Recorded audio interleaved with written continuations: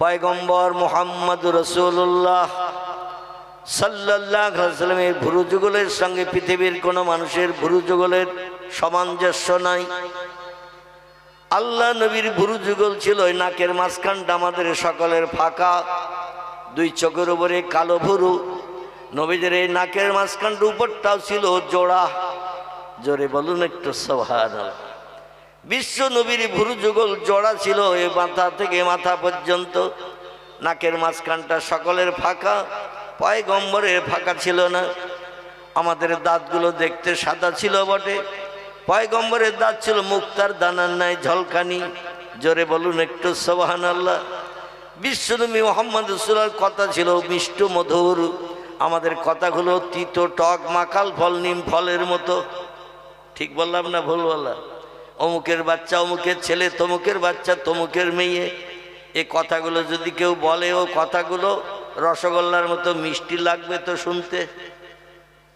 কি মিষ্টি লাগবে তো? আমার মনে হচ্ছে আপনারা সব ঘুমিয়ে পড়িয়েছেন। আহারে আমার ভাইরা, আল্লাহ পাক রব্বুল আলামিন পয়গম্বর মুহাম্মদুর রাসূলুল্লাহকে বিশ্ব সেরা বানিয়েছেন। কিয়ামত পর্যন্ত পৃথিবীর কোন দেশের কোন মানুষ পয়গম্বরের সমতুল্য হতে পারেনি এবং কিয়ামত পর্যন্ত হতে পারবে না। এই জন্য তাকে বিরল প্রকৃতির মানুষ বানানোর জন্য ৪৫০০০-এর মতো মুজিজা আল্লাহ পয়গম্বর মুহাম্মদ রাসূলুল্লাহকে দান করেছিলেন। একটু গলা ছেড়ে বলুন সুবহানাল্লাহ। আল্লাহ পাক রব্বুল আলামিন নবী মুহাম্মদ রাসূলুল্লাহকে বিশ্ব সেরা বানানোর জন্য ৪৫০০০ মুজিজা দান করেছিলেন। মুজিজা শব্দটি হলো আরবি ভাষা, এর বাংলা অর্থ হলো অলৌকিক তাজ্জব আশ্চর্যান্বিত ঘটনা। আল্লাহ নবীকে দিয়ে ঘটিয়েছেন।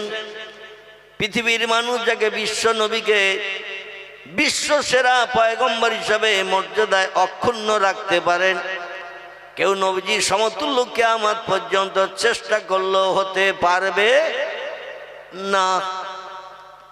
তার একটি মুজিজা হলো পয়গম্বর মুহাম্মদ রাসূলুল্লাহ এখান থেকে ১৪৫০ বছর আগে মক্কা মুকাররমার কাবা শরীফের চাতলে হাতিম বলে একটি জায়গা আছে কাবা শরীফের উত্তর গায়ে, ধনুক মার্গ একটা বেঁকা প্রাচীর।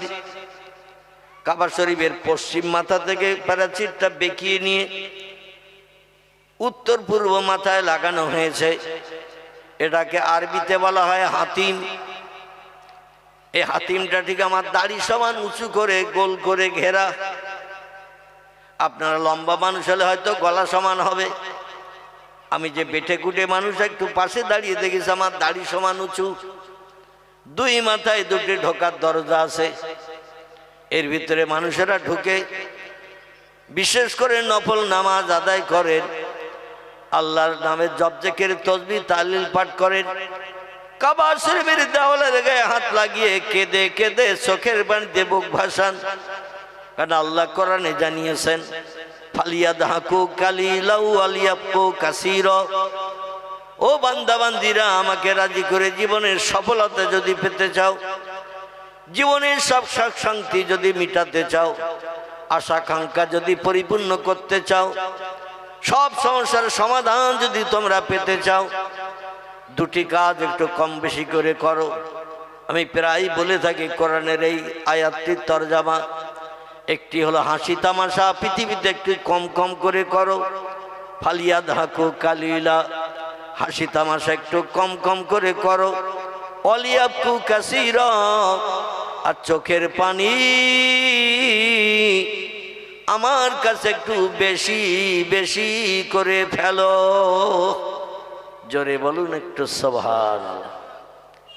এখন তামাম বিশ্ববাসী, বিশেষ করে বিধর্মীদের কথা বলবো না, তাদের কাছে দুনিয়া ওই দার্শনিক বিজ্ঞানীদের কথার সঙ্গে অ্যাডজাস্ট।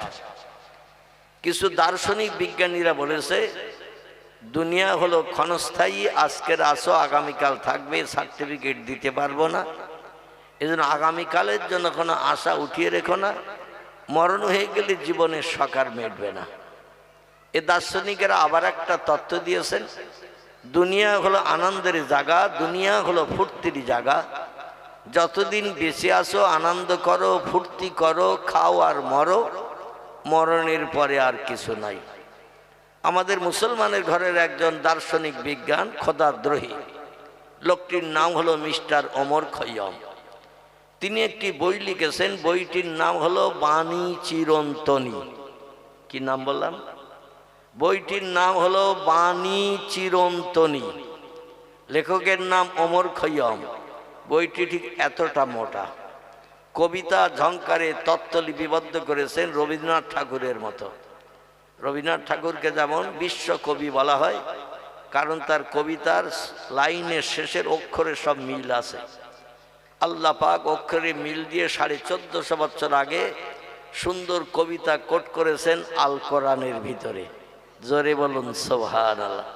কোরআনে যদি আল্লাহ এই ছোট্ট ছোট্ট সূরাগুলো আয়াতের শেষের অক্ষরে মিল না ঘটিয়ে আল্লাহ যদি কোরআনে বর্ণনা না করতেন, ও রবীন্দ্রনাথ ঠাকুর, নজরুল ইসলাম থেকে শুরু করে আর যত কবি আছে শেষের অক্ষরে মিল খুঁজে পেত না। কিছু বানাতে গেলে সূত্র লাগে, আরে সূত্র দিয়েছেন 1450 বছর আগে আল্লাহ। জোরে বলুন সুবহানাল্লাহ। তাই দেখা দেখি করে মানুষেরা এখন কোরআনের সঙ্গে অ্যাডজাস্ট করে কবিতাগুলো লিখছেন। আমাদের ছোট নদী চলে আঁকে বাঁকে, বৈশাখ মাসে তার হাঁটু জল থাকে। কি মিল আছে না? পার হয়ে যায় গরু, পার হয় গাড়ি, দুই ধার উঁচু তার ঢালু তার পাড়ি। এই পড়েছেন না বাচ্চাবেলায়? এখন বোধহয় আর নেই ওই কবিতা। আল্লাহ অধমকে সেই জায়গায় নিয়ে গেছেন। বাংলাদেশে জায়গাটির নাম হলো পতিশর। কি নাম বললাম? পতিশর জায়গাটির নাম, যেখানে বসে রবীন্দ্রনাথ ঠাকুর ওই নদীর ভেড়িতে বসে লিখেছিলেন এই কবিতা। সেই নদীর ধারে বসে কবিতা লিখেছিলেন। সেই নদীটা আমি অধম দেখে এসেছি। তাদের সেই রাজবাড়ি এখনো আছে, আমি অধম দেখে এসেছি। একটা পুকুর আছে, গোসল করার পুকুর, সানের ঘাট বাঁধানো। পাশে নদীর ভেড়িতে একটা তাল গাছ এখনো দাঁড়িয়ে আছে, যে তাল গাছের দিকে তাকিয়ে রবীন্দ্রনাথ ঠাকুর কবিতা লিখেছিলেন, তাল গাছ এক পায়ে দাঁড়িয়ে সব গাছ ছাড়িয়ে উকি মারে আকাশে। সে তাল গাছটাও আল্লাহ অধমকে দেখিয়ে দিয়েছেন। যাই হোক, অধিকার যাব না। যেটা আমি বলতে চাচ্ছি, আল্লাহ কোরআনে ছোট ছোট সূরাগুলো ছন্দের ঝংকারে অক্ষরের আয়াতের শেষে অক্ষরগুলো মিল দিয়ে আল্লাহ পাক লিপিবদ্ধ করে দিয়েছেন। তাই দেখে দেখে পৃথিবীর বিভিন্ন সাহিত্যিকেরা, কবিরা কোরআনের দিকে দৃষ্টি নিক্ষেপ করে নতুন নতুন কবিতা সাহিত্য রচনা করেছেন। জোরে বলি একটু সুবহানাল্লাহ। তো ওমর খৈয়ম তিনি তার লিখিত বইটি, যে বইটির নাম হলো বাণী চিরন্তনী, লেখকের নাম মুসলমানের ঘরের ছেলে ওমর খৈয়ম। তিনি বলছেন, নগদ যা পাও হাত পেতে নাও, বাকির খাতা শূন্য থাক, দূরের বাঁশি শুনে কি লাভ, মাঝখানে যে বেজায় ফাঁক। এই বেলা ভাই মদ খেয়ে নাও, কাল নিশীতের ভরসা কই, চন্দ্র কিরণ রহিবে যুগ যুগ ধরি, আমরা তো আর রব না সই। ওমর খৈয়ম লিখেছে, নগদ যা পাও হাত পেতে নাও, বাকির খাতা শূন্য থাক, দূরের বাঁশি শুনে কি লাভ, মাঝখানে যে বেজায় ফাঁক। কত বড় আধ্যাত্মিক জগতের বিশ্ববিখ্যাত খোদাদ্রোহী কবি, এ আল্লাহ মানত না। তাই বলছে, নগদ নগদ পরিশ্রম করলে যেখানে মূল্য পাওয়া যায় সেখানে যাও, পরিশ্রম করো, মূল্য নাও। বাকির খাতা খালি থাক। বাকি মানে ফাঁকি, ফাঁকি মানে এমটি পকেট, কিচ্ছু নাই। মসজিদে নামাজ পড়তে যাই, রোজের দাম কত পাই, একটু কথা বলতে হবে। আর নয়তো বক্তৃতা শেষ করে দেব, পরের বক্তা আসতে হবে। আপনার কথা বলবেন না, আমি একা ওই এক ঘেয়ে চোখ বুঝিয়ে ওয়াজ করবো, তা হবে না। কিছু জিজ্ঞাসা করলে উত্তর দিতে হবে। মসজিদে নামাজ পড়তে যাই, রোজের দাম কত করে পাই, কেউ দেয়? দেয় না। আচ্ছা, রমজান মাসে রোজা রাখি, সকাল থেকে সন্ধ্যা পর্যন্ত না খেয়ে অনাহারা থাকে, এই রোজা রাখার মূল্য প্রতিদান মাগরিবের নামাজের পরে ক টাকা করে কে দেয় বলে? কেউ দেয় না। তাহলে এটা বাকি তো নাকি? কি বাকি না নগদ? এটা বাকি। আলেম ওলামারা বলে থাকেন দুনিয়ায় পরিশ্রম করো, প্রতিদান পাবে পরকালে। কোথায়? পরকালে প্রতিদান পাওয়া যাবে। এই তত্ত্বটা বিশ্বাস করি আমরা পরিশ্রম করি। সুবহানাল্লাহ, সুবহানাল্লাহ, সুবহানাল্লাহ, সুবহানাল্লাহ, আলহামদুলিল্লাহ, আলহামদুলিল্লাহ, আলহামদুলিল্লাহ, আলহামদুলিল্লাহ, লা ইলাহা ইল্লাল্লাহ, লা ইলাহা ইল্লাল্লাহ, লা ইলাহা ইল্লাল্লাহ। 11 ঘন্টা যদি এক জায়গায় বসে পড়ি, রোজের দাম কত পাওয়া যাবে? কিছু পাওয়া যাবে? কিছুই পাওয়া যাবে না। উনি বলছেন বাকির খাতা খালি থাক। বাকি মানে ফাঁকি, ফাঁকি মানে এমটি পকেট। মোল্লা মৌলবীরা বলে পরকালে পাওয়া যাবে, কিন্তু পরকাল কোথায়? বিজ্ঞানী রিসার্চ করে দেখেছেন মাটির তলায় 22 কিলোমিটার পর্যন্ত পৃথিবীর বিজ্ঞানীরা পাইপ চালিয়ে দিয়েছে, 22 কিলোমিটার পর্যন্ত দিয়ে সেইখানে যে আর পাইপ ঢোকে না, সেখানে স্টিল মার্কাল্লা পাথর বানিয়ে রেখেছেন। বিজ্ঞান 22 কিলোমিটার পর্যন্ত পাইপ চালিয়ে ফেল হয়ে গেছে, তার নিচে আর যায় না, যে ফালা পাটায় ফালা ভেঙে চুরে ছন্ন বিছন্ন হয়ে যায়। রাশিয়ার দেশে এটা চেষ্টা করেছে বিজ্ঞানীরা, মাটির তলা পর্যন্ত যে দেখলো কিচ্ছু জান্নাত নাই, জাহান্নামও নাই। আটলান্টিক মহাসাগরের পানির তলায় বিজ্ঞানীরা স্যাটেলাইট চালিয়েছে 14,500 ফুট। কত বললাম? 14,500 ফুট স্যাটেলাইটের লাইট চালিয়েছে পানির উপরে। আটলান্টিক মহাসাগর পানির তলায় মাটি পর্যন্ত দেখা গেল, বালি দেখা গেল, কিন্তু সেখানে জান্নাত জাহান্নামের কোনো খোঁজ নাই। প্রশান্ত মহাসাগরের পানির উপরে লাইট মারল বিজ্ঞানীরা, তীক্ষ্ণ লাইট, দূরবীক্ষণ যন্ত্র, যা চোখে লাগালে অনেক দূরের জিনিস কাছের কাছে বড় করে দেখতে পাওয়া যায়। সেটা দিয়েও দেখলো প্রশান্ত মহাসাগরে পানির তলায় কিচ্ছু নাই, শুধু কেবল বালি আর বালি। পৃথিবীর বিজ্ঞানীরা বড় বড় ঝোপঝাড় জঙ্গলে চলে গেছে, সেখানেও খোঁজ খবর করে দেখেছে জান্নাত নাই, জাহান্নাম নাই। আর মহাশূন্য পাড়ি দিয়েছে বিজ্ঞানীরা, চাঁদের দেশে গেছে 1969 সালে, 2,32,000 মাইল দূর। কত বললাম? এই পৃথিবীর জমিন থেকে 2,32,000 মাইল দূর। তারপরও নাকি বিজ্ঞানীরা বিভিন্ন ধরনের উপগ্রহগুলো চালিয়ে দিচ্ছে। নেপচুন, প্লুটো, বুধ, বৃহস্পতি যে গ্রহ আছে উপরে আসমানের দিকে, সেগুলো জয় করার জন্য চেষ্টা করছে বিজ্ঞানীরা। বিজ্ঞানীরা বললো বহুদূর উপরে উঠেছে, উঠে দেখলাম শুধু ফাঁকার ফাঁকা, আকাশ বলতে কিছু নাই। এ যুগের বিজ্ঞানীদের দেওয়া নতুন তথ্য। তারা বলছে হাজার হাজার লক্ষ লক্ষ কোটি কোটি মাইল দূরে উপগ্রহ চালালাম আমরা, বিভিন্ন রকেট চালালাম, চালিয়ে দেখলাম শুধু ফাঁকার ফাঁকা। চাঁদের দেশে গেলাম, মঙ্গল গ্রহে গেলাম, বুধ বৃহস্পতি জয় করার জন্য, আর নতুন নতুন যন্ত্রপাতি বানাচ্ছি, যাব সেখানে দেখে আসবো কি কি আছে না আছে। ওরা দেখাশুনো করে সেখান থেকে উপরের দিকে স্যাটেলাইট চালিয়ে দিল। স্যাটেলাইট চালিয়ে দিয়ে দেখলো শুধু ফাঁকার ফাঁকা। এই জন্য বিজ্ঞানীরা পৃথিবীতে ফিরে এসে বলছেন বহুদূর ফাঁকা, তাই নীল মতন দেখায়, আকাশ বলতে কিচ্ছু নাই। আল্লাহ কোরআনে সূরা বাকারায় 1450 বছর আগে বিজ্ঞানীদের ঠাকুর দাদা যখন জন্ম নেয়নি, তারও হাজার হাজার লক্ষ লক্ষ বছর আগে আল্লাহ আকাশ বানিয়েছেন না বানায়নি? এ যুগের বিজ্ঞানীরা বলছে পৃথিবীর বয়স 1.5 লক্ষ বছর হয়ে গেছে। পৃথিবীর বয়স যদি 1.5 লক্ষ বছর হয়, তাহলে আল্লাহ আসমান কবে বানিয়েছেন এই খবরটি কেউ জানে নাকি? কেউ জানে নাকি?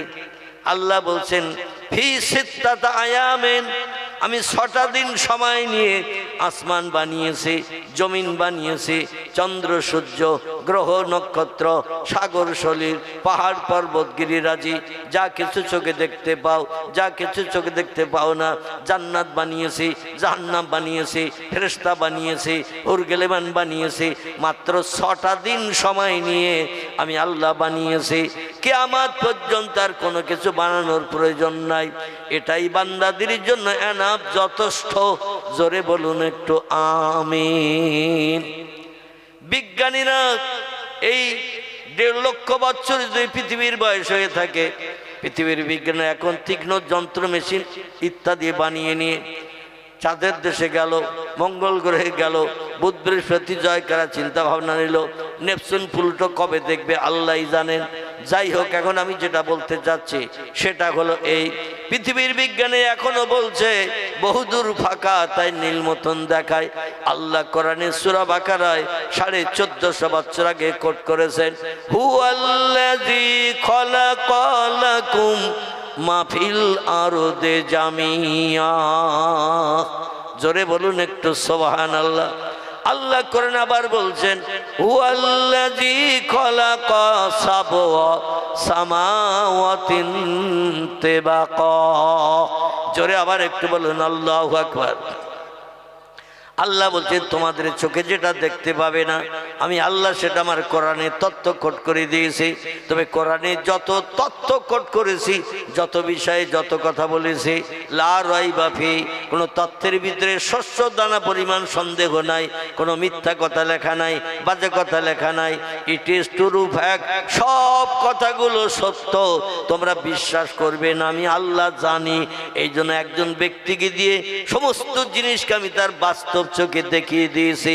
তিনি হলেন বিশ্ব সেরা পয়গম্বর, সাইয়্যিদুল আম্বিয়া, রাহমাতাল লিল আলামিন, খাতামান নবিয়্যিন, শাফিয়াল মুজনাবিন, রাহিতুল আশিকিন, মুরাদুল মুস্তাকিন, সিরাজুস সালিকিন, মিসবাহুল মুকাররাবিন, জাদ্দুল হাসান আল হুসাইন, আবুল কাসিম, যার মধুর নাম আল্লাহ নিজেই পছন্দ করে রেখেছেন। আমাদের নামগুলো রেখেছে কে? আমাদের নাম আবুল কালাম, আব্দুর রহমান, আব্দুল মোমেন, আব্দুল সালাম, আব্দুর রহিম, আব্দুল গফফার। এই জলসা কমিটির নেতৃস্থানীয় বদর আছে না নাম? এই নামগুলো আল্লাহ রেখেছে। কে রেখেছে? বাপ রেখেছে, মা রেখেছে, চাচা রেখেছে, চাচি রেখেছে, দাদা রেখেছে, দাদি রেখেছে, নানা নানিও মাঝে মাঝে নাতির নাম রাখে, ঠিক না বল? নানা নানিও নাম রাখে।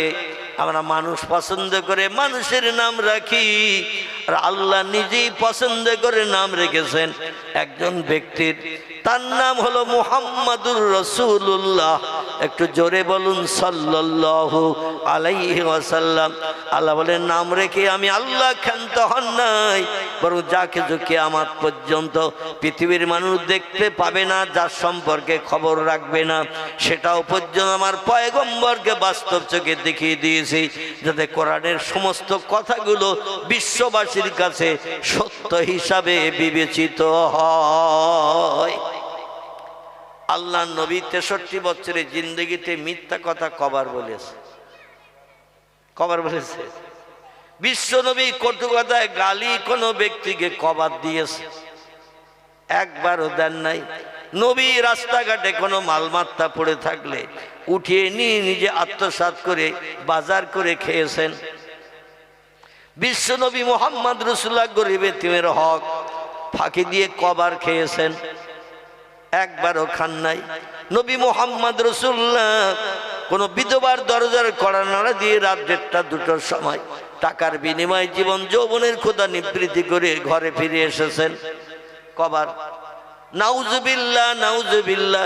নবীর জীবনের টোটাল জিন্দেগিতে একটা বারও এ ঘটনা ঘটে নাই। জোরে বলুন একটু আমিন। বিশ্ব নবী কোনো ব্যক্তির প্রাণ নাশ করে তার বিবি বাচ্চারা এতিম বিধবা বানিয়েছেন, এমন ঘটনা কি কোন আলেমদের মুখে, বক্তাদের মুখে শুনেছেন? আমরা বর্তমান পৃথিবীতে দৈনন্দিন প্রতিদিন পত্র পত্রিকা মোবাইল সার্চ করে দেখবেন, এমন করে দৈনন্দিন কত মানুষ এই দুনিয়া থেকে বিদায় হয়ে যাচ্ছে মানুষের হাতের অগ্নি অস্ত্রের মাধ্যম দিয়ে, বন্দুক এমন করে মেশিনের মাধ্যম দিয়ে কত ব্যক্তির প্রাণ নাশ হচ্ছে না। নবী তার 63 বছরের জিন্দেগিতে কোনদিন কোনো ব্যক্তির গায়ে চপেটাঘাত করেছেন এমনটা ডকুমেন্ট কোনোদিন কোন ইতিহাসে লেখা আছে? তিনি ছিলেন সাদা কাপড়ওয়ালা মানুষ। এই জন্য তার জন্ম থেকে নিয়ে মরণের দিন পর্যন্ত সমস্ত কথাগুলো সত্য না মিথ্যা? একটু জোরে বলেন, আর একটু জোরে বলেন, নবীর কথা সত্য না মিথ্যা? সত্য। কারণ আল্লাহ পাক রব্বুল আলামিন এই জন্য তার নামে সার্টিফিকেট দিয়েছেন, ওয়াইন্নাকা লাআলা খুলুকিন আযীম। আল্লাহ বলছেন যত সৃষ্টি আমি বানিয়েছি সমস্ত সৃষ্টির ভিতরে সেরার মর্যাদা দিয়ে আমার পয়গম্বর মুহাম্মদ রাসূলুল্লাহকে আমি বানিয়েছি।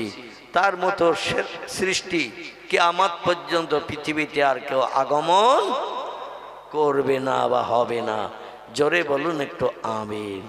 তিনি যে সেরা, সেই সেরার মর্যাদা সম্পর্কে গোটা কয়েক তথ্য এবার আপনাদের কাছে পরিবেশন করব।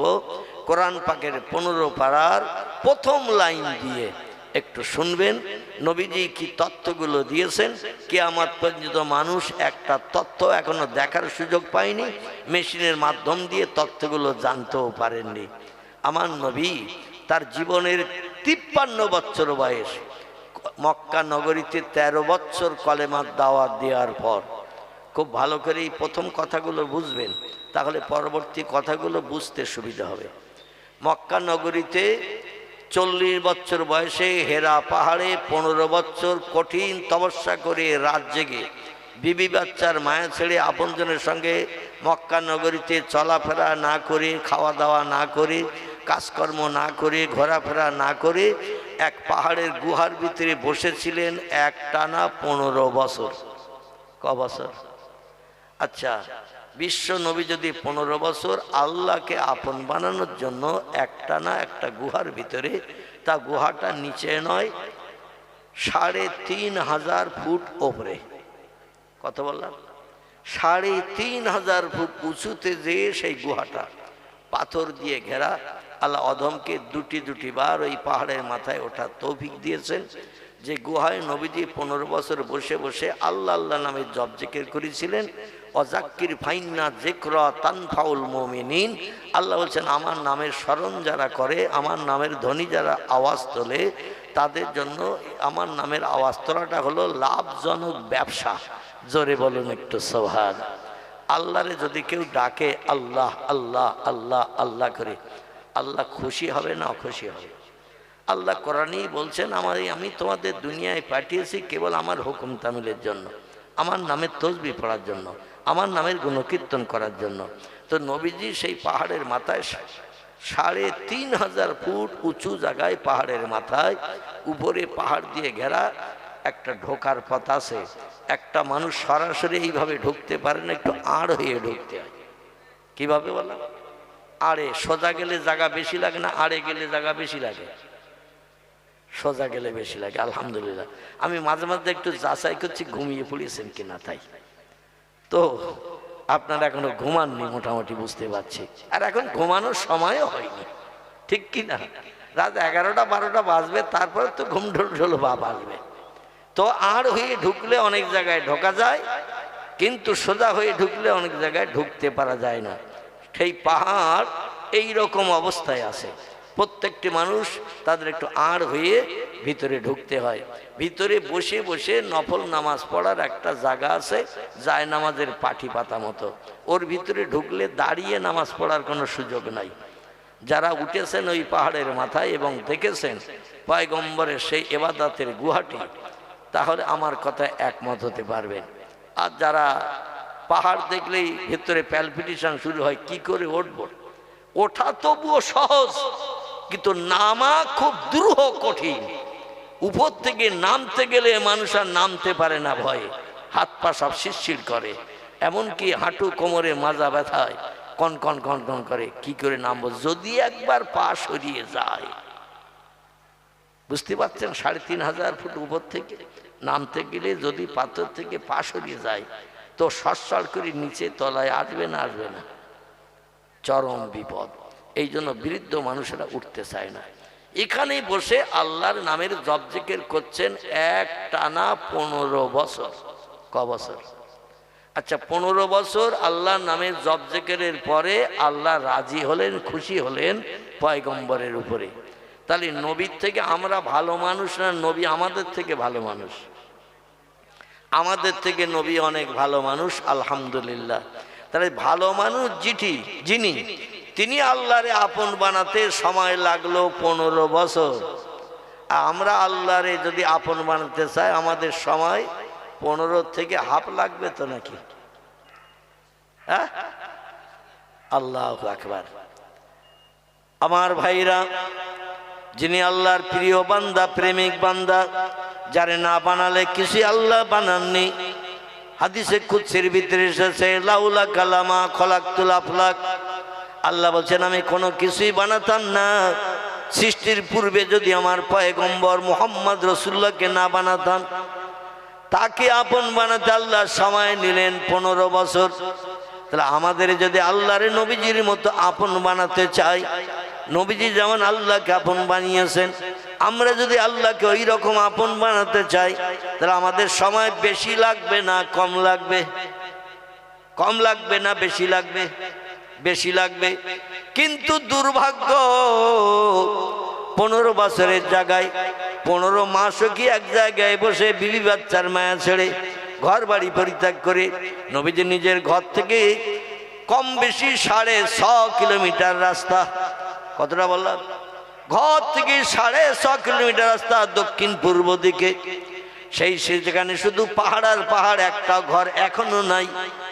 কেবল কিছু দোকানদারেরা দোকান তৈরি করে রেখেছে, ঘুমটি দোকান পানি বিক্রির জন্য, কিছু বিস্কুট খাবার বিক্রির জন্য। কারণ পাহাড়ে উঠতে গেলে খাবার লাগে, বিস্কুট লাগে, পানি লাগে। তাই কিছু দোকানদার ওখানে ঘুমটি দোকান তৈরি করে রেখেছে। যারা পাহাড়ে উঠবে তাদের কাছে পানি বিক্রি করবে, খাবার বিক্রি করবে, বিস্কুট বিক্রি করবে। এখনো কোনো মক্কা নগরীর অধিবাসী যাবজ্জীবন বসবাসের জন্য বিবি বাচ্চা সন্তানাদিরা ভবিষ্যতে বসবাস করবে, এই রক্ষণে স্থায়ী বাড়ি এখনো পর্যন্ত সেখানে বানান নাই।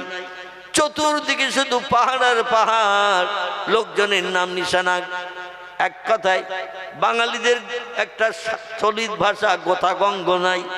এই রকম জায়গায় পয়গম্বর তিনি একটানা 15 বছর আল্লাহর ইবাদতে ধ্যানে মগ্ন ছিলেন। এই ইবাদতে যাওয়ার আগে তার প্রাণপ্রিয়া বিবি উম্মুল মুমিনিন হযরতে মা খাদিজাতুল কুবরা রাদিয়াল্লাহু আনহাকে বিয়ে করে নিয়ে ঘরে এনেছেন মক্কা নগরীর কাবা শরীফের পূর্ব দিকে। বিশ্বনবী মুহাম্মদ রাসূলুল্লাহর বাচ্চাদের ঘর ছিল যেখানে কাবা শরীফের পূর্ব দিকে। ইতালিয়ান শ্বেত পাথর দিয়ে চাতওয়াল বানানো, লোহার ব্যারিকেড দিয়ে ওই চাতওয়ালটা ঘেরা। এই লোহার ব্যারিকেডের চাতওয়ালের ভিতরটা ছিল নবীজির চাচাদিদের, চাচাদের, চাচিমাদের ঘর। কারবা নাম ছিল হারেস, কারবা নাম ছিল মোকাবেন, কারবা নাম ছিল হামজা, কারবা নাম ছিল আব্বাস, কারবা নাম ছিল আবু তালেব, কারবা নাম ছিল আবুল আহাব, কারবা নাম ছিল আবু জেহেল, কারবা নাম ছিল আব্দুল্লাহ। এদের ঘরগুলো ছিল ওইখানে, এখনো গেলে দেখতে পাওয়া যায়। তবে ব্যারিকেডটা লোহার গ্রিল দিয়ে যেটা ঘেরা হয়েছে, আবু জেহেলের ঘরটা বাইরে সাইড করে দেয়া হয়েছে। আর নবীজির আপন চাচা রক্তের সঙ্গে সম্পর্ক ছিল যাদের, তাদের ঘরগুলো লোহার ব্যারিকেডের ভিতরে ইতালিয়ান শ্বেত পাথর দিয়ে চাতওয়াল বানানো। এই চাতওয়ালটা টপকে আরো পূর্ব দিকে আসলে একটি লাল পাথরের চাতওয়াল দেখতে পাওয়া যায়। আমি অথবা আমার পায়ের ধাপ মেমে গুনে গুনে দেখেছি 175-76 ধাপের মতো রাস্তা। এই লোহার ব্যারিকেড থেকে আরো পূর্ব দিকে আসতে লাল পাথরের চাতওয়াল দেয়া। আর এই যে লোহার ব্যারিকেডের ভিতরের চাতওয়ালটা ইতালিয়ান শ্বেত পাথর। এর দূরত্বটা হলো কাবা শরীফের দিক থেকে আসতে 255 ধাপের রাস্তা। কতটা বললাম? 255 ধাপ পায়ে হাঁটলে যতদূর যাওয়া যাবে। নবীর চাচাদের ঘরের এরিয়া ওর ভিতরে। আর ওইখান থেকে বাইরে বেরিয়ে যে লাল পাথরের চাতওয়াল 175 ধাপের মতো রাস্তা। পূর্ব দিকে হেঁটে গেলে আবু কুবাইস পাহাড়ের পাদদেশে একটা 2তলা বিল্ডিং এখনো দাঁড়িয়ে আছে। মক্কা নগরীতে 2 জন ব্যক্তির ঘর সৌদি সরকার এখনো ভাঙে নাই। অতীত কাল থেকে সেখানে এখনো ঘর বানিয়ে রেখেছে। একজনের নাম আবু জেহেল আর একজনের নাম হলো হযরতে মা আমিনা রাদিয়াল্লাহু আনহার বসত ঘর, বর্তমানে পয়গম্বর মুহাম্মদ রাসূলুল্লাহর জন্মঘর। জোরে বলুন একটু সুবহানাল্লাহ। সে যুগে পয়গম্বর যখন ওই ঘরে জন্মগ্রহণ করেছিলেন, ঘরটা ছিল খেজুরের পাতার মাঝখানে ডেটা দিয়ে বেড়া দিয়ে ঘেরা। আমাদের দেশে যেমন পাটকাঠি দিয়ে অনেকে বেড়া দিয়ে ঘর বানায় না, আসামে গেলে ত্রিপুরায় গেলে আপনারা এখনো দেখতে পাবেন অধিকাংশ বাড়িগুলো সব পাটকাঠি বেড়া দিয়ে বানানো। অন্যথায় এখন এই যে টিন উঠেছে, টিন দিয়ে সাইড দিয়ে ঘেরা, অধিকাংশ বড় বড় লোকের বাড়ি টিন দিয়ে ঘেরা, উপরেও টিনের চাল, ছাদ দেওয়া পাকা বাড়ি খুব কম। আসাম, ত্রিপুরা, বাংলাদেশ, নওগাঁ ডিস্ট্রিক্ট, রাজশাহী ওদিকে গেলে শুধু ওই টিনের বেড়া দেওয়া, উপরে টিনের চাল দেওয়া। বড় বড় লোক, কোটি কোটি টাকার মালিক, তারাও পাকা বাড়ি টাড়ি এখনো বানায়নি। এটাই ওদের দেশের অভ্যাস। তো যাই হোক, পয়গম্বর মুহাম্মদ রাসূলুল্লাহ আম্মা জানের ঘরটা ছিল মক্কা নগরীতে দুটি গাছ বেশি হতো। কটি বললাম? মক্কা নগরীতে দুটি গাছ বেশি হতো। একটা গাছের নাম হলো খেজুর গাছ, আর একটা গাছের নাম কি বলেন তো? দেখি মগজে কেমন, কি গাছ? আলহামদুলিল্লাহ, আলহামদুলিল্লাহ। মক্কা নগরীতে দুটি গাছের আনাগোনা বেশি। একটা গাছের নাম হলো খেজুর গাছ, একটা গাছের নাম হলো বাবলা গাছ। কি গাছ বললাম? বাবলা গাছ। তো খেজুর গাছের লম্বা লম্বা পাতার মাঝখানে যে মোটা ডাঁটা, এই ডাঁটা দিয়ে বেড়া দিয়ে বানানো ছিল ঘরের এরিয়ার দেওয়াল। আর খেজুর গাছের পাতা দিয়ে হালকা ছাওয়া ছিল উপরের চাল।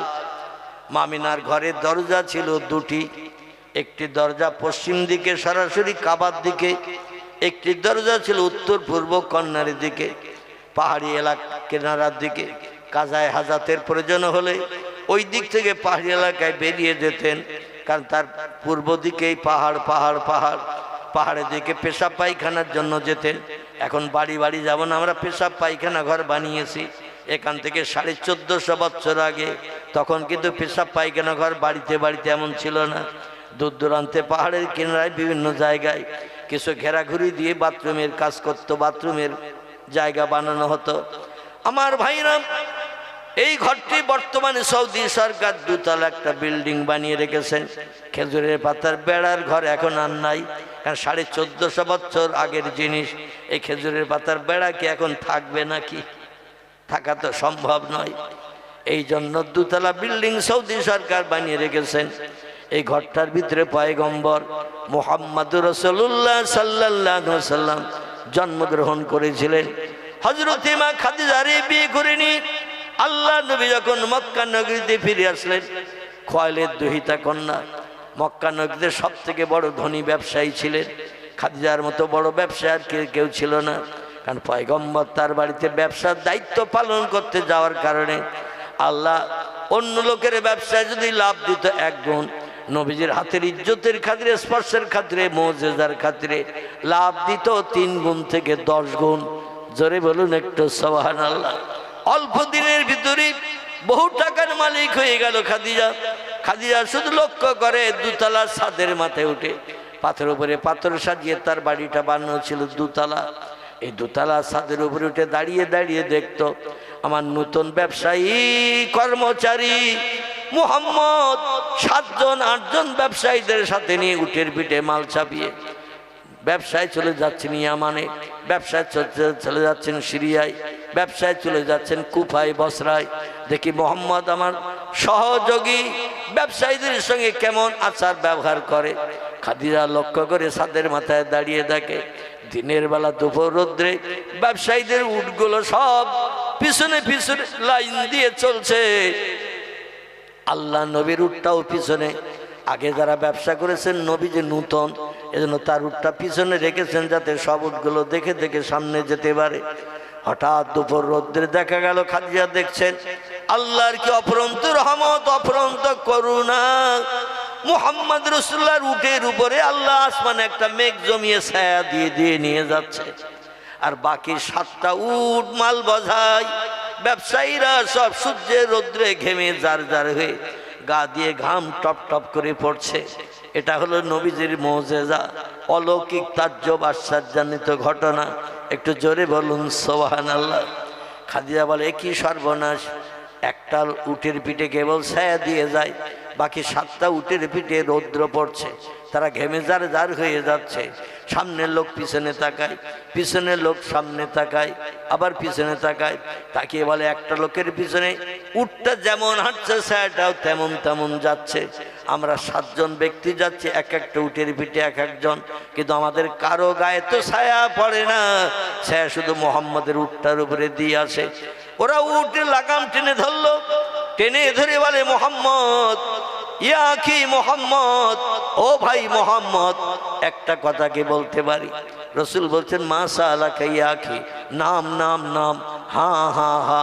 আপনারা একটা কেন 5টা বলতে পারেন? আপনারাও যে কর্মচারী ব্যবসায়ী, আমিও সেই কর্মচারী ব্যবসায়ী, আপনারা পুরানো, আমি নূতন, এই জন্য কোনো সমস্যা হলে আমারে বলবেন, সংশোধন করে নেব। জোরে বলুন একটু সুবহানাল্লাহ।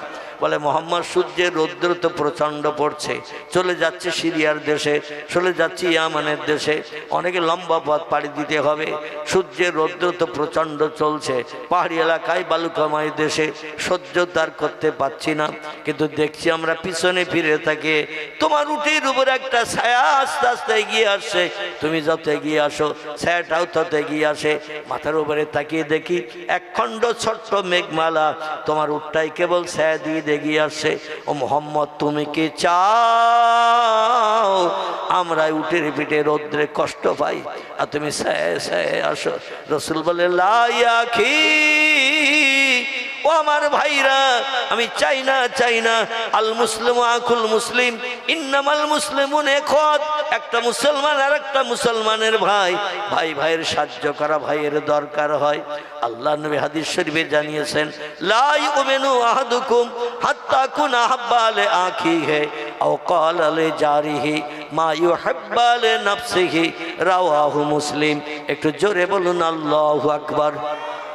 আল্লাহ নবী বললেন, ও আমার উম্মত মণ্ডলীরা, তোমরা শোনো, তোমাদের ভিতরে ওই লোকটি পূর্ণ ইমানদার কামেলে মোমেন অত সময় পর্যন্ত সাব্যস্ত হতে পারল না, আল্লাহর জান্নাত হালাল বানাতে পারল না, যত সময় না পর্যন্ত হাত্তা কুনা আহাব্বা ইলাইহি, ভালোবাসবে তার নিজের ভাইয়ের জন্য, আও কালালে জারিহি, কিংবা তার পাড়া প্রতিবাসীর জন্য, মা ইউহিব্বু লি নাফসিহি, যেটা তার নিজের জন্য ভালোবাসে, নিজে ভালো খাবো, ভালো পরবো।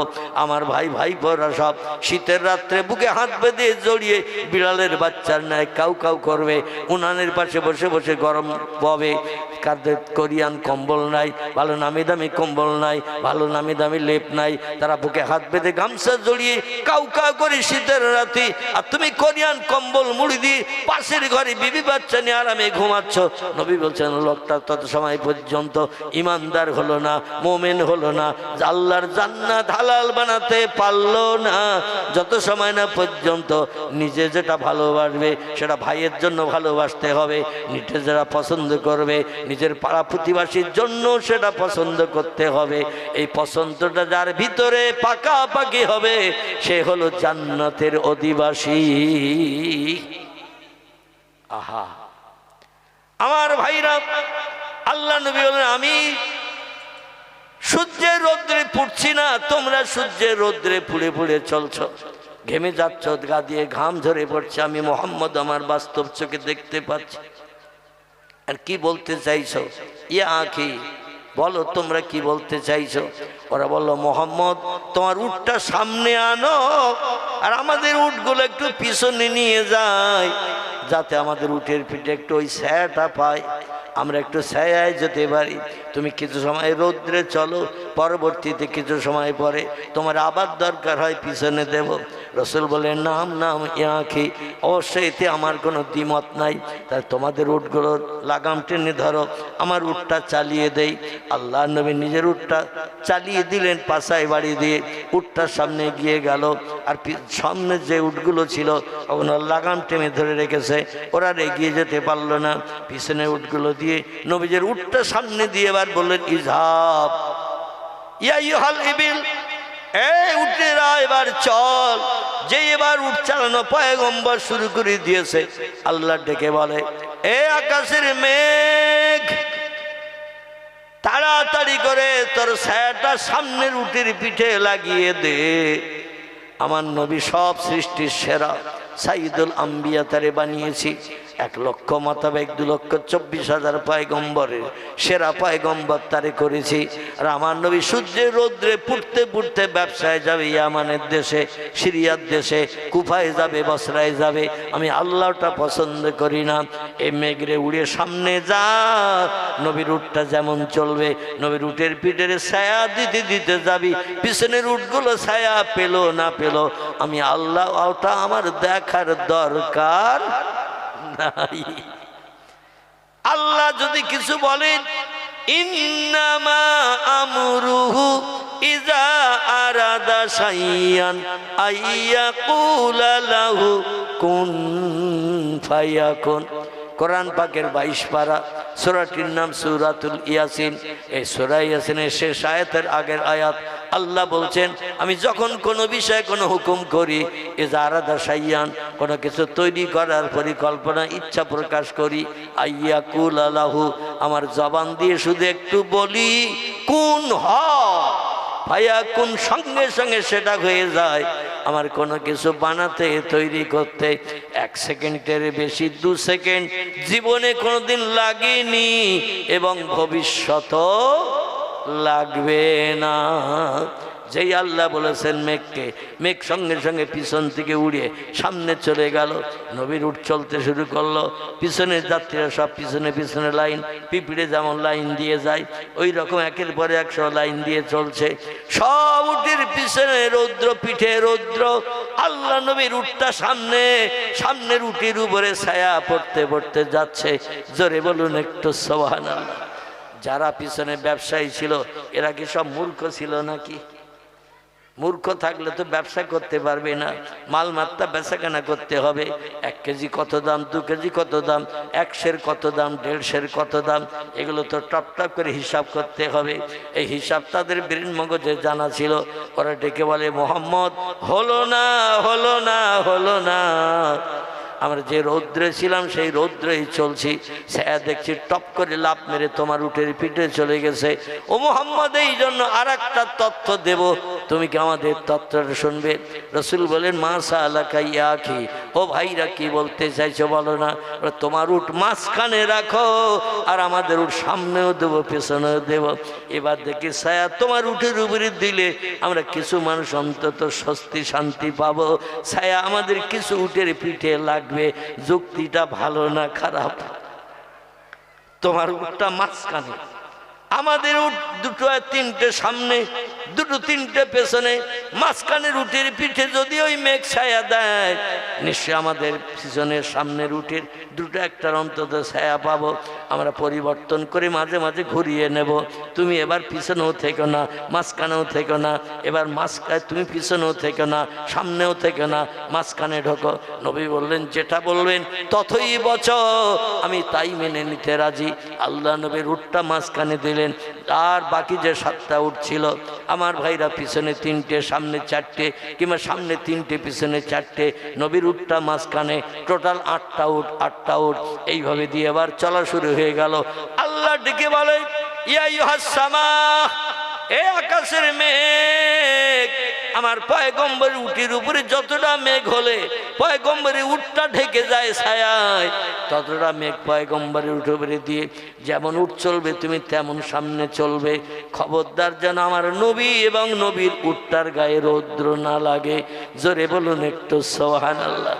ব্যবসায়ীরা বলে, তো সর্বনেশের ছেলে, যেদিকে ঘুরায় সেদিকে মেঘ চলে যায়, আর কার উটের পিঠরে ছায়া পড়ে না, কেবল মুহাম্মদের উটটাই ছায়া দিয়ে যায়। কিছু দূর যেতে না যেতে একটা মরা গাছ দাঁড়িয়ে আছে 200 বছর ধরে ওই রাস্তার পাশে। ক বছর? 200 বছর ধরে। সিরাতে ইবনে হিশাম, সিরাতুন নবী, আসাউস সিয়ার, বিভিন্ন বিশ্ব নবীর সিরাতের কিতাবে লিপিবদ্ধ করেছেন তথ্যবিদেরা।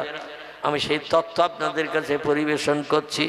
200 বছর ধরে মরি আছে একটা মোটা গাছ রাস্তার ধারে, মেন রোড, রাস্তা দিয়ে মানুষ যায়। আমাদের হাসনাবাদ বারাসাত যে রোড, এই রোডের ধারে অনেক সময় গাছ মরেও দাঁড়িয়ে থাকে না, থাকে না? জিন্দা গাছও যেমন দাঁড়িয়ে থাকে, মরা গাছও মরে দাঁড়িয়ে থাকে। মাঝে মাঝে মাঝে আবার কোনো মানুষ ডালপালা ভেঙে নিয়েও রান্নার কাঠ বানায়, ঠিক কিনা? এই মরা গাছ দাঁড়িয়ে আছে 200 বছর ধরে। ওই যুগে ওই সময় এখান থেকে 1450 বছর আগে খ্রিস্টানের একজন পাদ্রী পণ্ডিত, নাম ছিল তার বহায়রা। কি নাম বললাম? আবার কোন বর্ণনাকারীরা তার নামটা পাল্টিয়ে বলেছেন নস্তুরাস। কি নাম? কোন বর্ণনাকারী বলেছেন বহায়রা আলাদা লোক, নস্তুরাস আলাদা লোক। দুইজনই হলো খ্রিস্টানদের ধর্মগ্রন্থের দামি পণ্ডিত, জ্ঞানী পণ্ডিত। তৌরিত জানতো যারা, জব্বুর জানতো যারা, ইঞ্জিল জানতো যারা, এদের পাদ্রী বলা হতো, পাদ্রী। এবং ওই সমস্ত ধর্মগ্রন্থ পড়ে জ্ঞান অর্জন করে কিছু কিছু ভবিষ্যৎবাণী তারা করত। আর ভবিষ্যৎগুলো মানুষের জীবনে মাঝে মাঝে আল্লাহর আসমানি কেতাব তৌরিত, আসমানি কেতাব জব্বুর, আসমানি কেতাব ইঞ্জিল আর আল্লাহর আসমানি কেতাবের কোনো কথাকে মিথ্যা আছে নাকি, এই তথ্যগুলো তারা পরিবেশন করত। মাঝে মাঝে মানুষের জীবনে সেগুলো ঘটে যেত। এই বহায়রা নামের পাদ্রী খ্রিস্টান, ও ইঞ্জিলের ভিতরে পড়েছি আল্লাহ যে ইঞ্জিল সরাসরি জিবরিল আমিন মারফত ঈসা নবীর কাছে পাঠিয়ে দিয়েছিলেন, সেই ইঞ্জিল এখন তামাম পৃথিবীতে বর্তমান দেশের সংখ্যা 256টির মতো। কিন্তু কোন দেশে ঈসা নবীর কাছে পাঠানো আল্লাহর আসমানি কেতাব ইঞ্জিল হিব্রু ভাষায় লেখা তামাম পৃথিবীতে খুঁজলে আর পাওয়া যাবে না। ইঞ্জিলের নকল করে একটি কেতাব খ্রিস্টানদের ঘরে এখন মজুদ আছে, তার নাম হলো ইংরেজিতে বাইবেল। কি নাম বললাম? বাইবেল। বাইবেল আবার বাইবেলের এখন নতুন সংস্করণ হয়েছে 21শ শতাব্দীর যুগে, তার নামকরণ করা হয়েছে নিউ টেস্টামেন্ট। কি নাম বললাম? New testament. আগের বাইবেল বর্তমান বাইবেলের কোনো মিল নাই, শত শত জায়গায় ডিফারেন্ট ডিভাইডেড পার্থক্য আছে। কিন্তু আল্লাহর পাঠানো সেই আসমানি কেতাব ইঞ্জিল তামাম পৃথিবীতে খুঁজলে পাওয়া যাবে না। তৌরিত তামাম পৃথিবীতে সুরিয়ানি ভাষায় লেখা, আল্লাহ পাঠিয়ে দিয়েছেন ওই ভাষায়, সে কেতাব এখন পাওয়া যাবে না। জব্বুর তামাম পৃথিবীতে খুঁজলেও কোনো দেশে কোনো এমন ভাইয়া ইসরায়েলদের কাছে খুঁজে পাওয়া যাবে না, সব পৃথিবী থেকে বিলুপ্ত হয়ে গেছে। কিন্তু আল্লাহ সর্বশেষে আসমানি যে কেতাব পৃথিবীতে পাঠিয়ে দিয়েছেন, এই কেতাবটির নাম কি একটু জোরে বলেন? এই কেতাবের নাম, এই কেতাবের নাম হলো আল কোরআন। এই কোরআন আল্লাহ পাঠিয়েছিলেন 1450 বছর আগে আরবি ভাষায়। কি ভাষায়? ইন্না আনজালনাহু ফি লাইলাতুল কদর। আল্লাহ বলছেন আমি লাইলাতুল কদরের রাত্রিতে আমি কোরআন পৃথিবীতে পয়গম্বর মুহাম্মদ রাসূলুল্লাহর কাছে হেরা পাহাড়ের মাথায় রাতের বেলা পাঠিয়ে দিয়েছিলাম। জোরে বলুন একটু সুবহানাল্লাহ। লাইলাতুল কদরের রাত কি মাসে হয়? কি মাসে?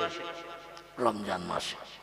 অধিকাংশ মুফাসসিরদের মতে, মুহাদ্দিসদের মতে এই রাতটি ছিল রমজান মাসের 26 তারিখের দিনগত রাত।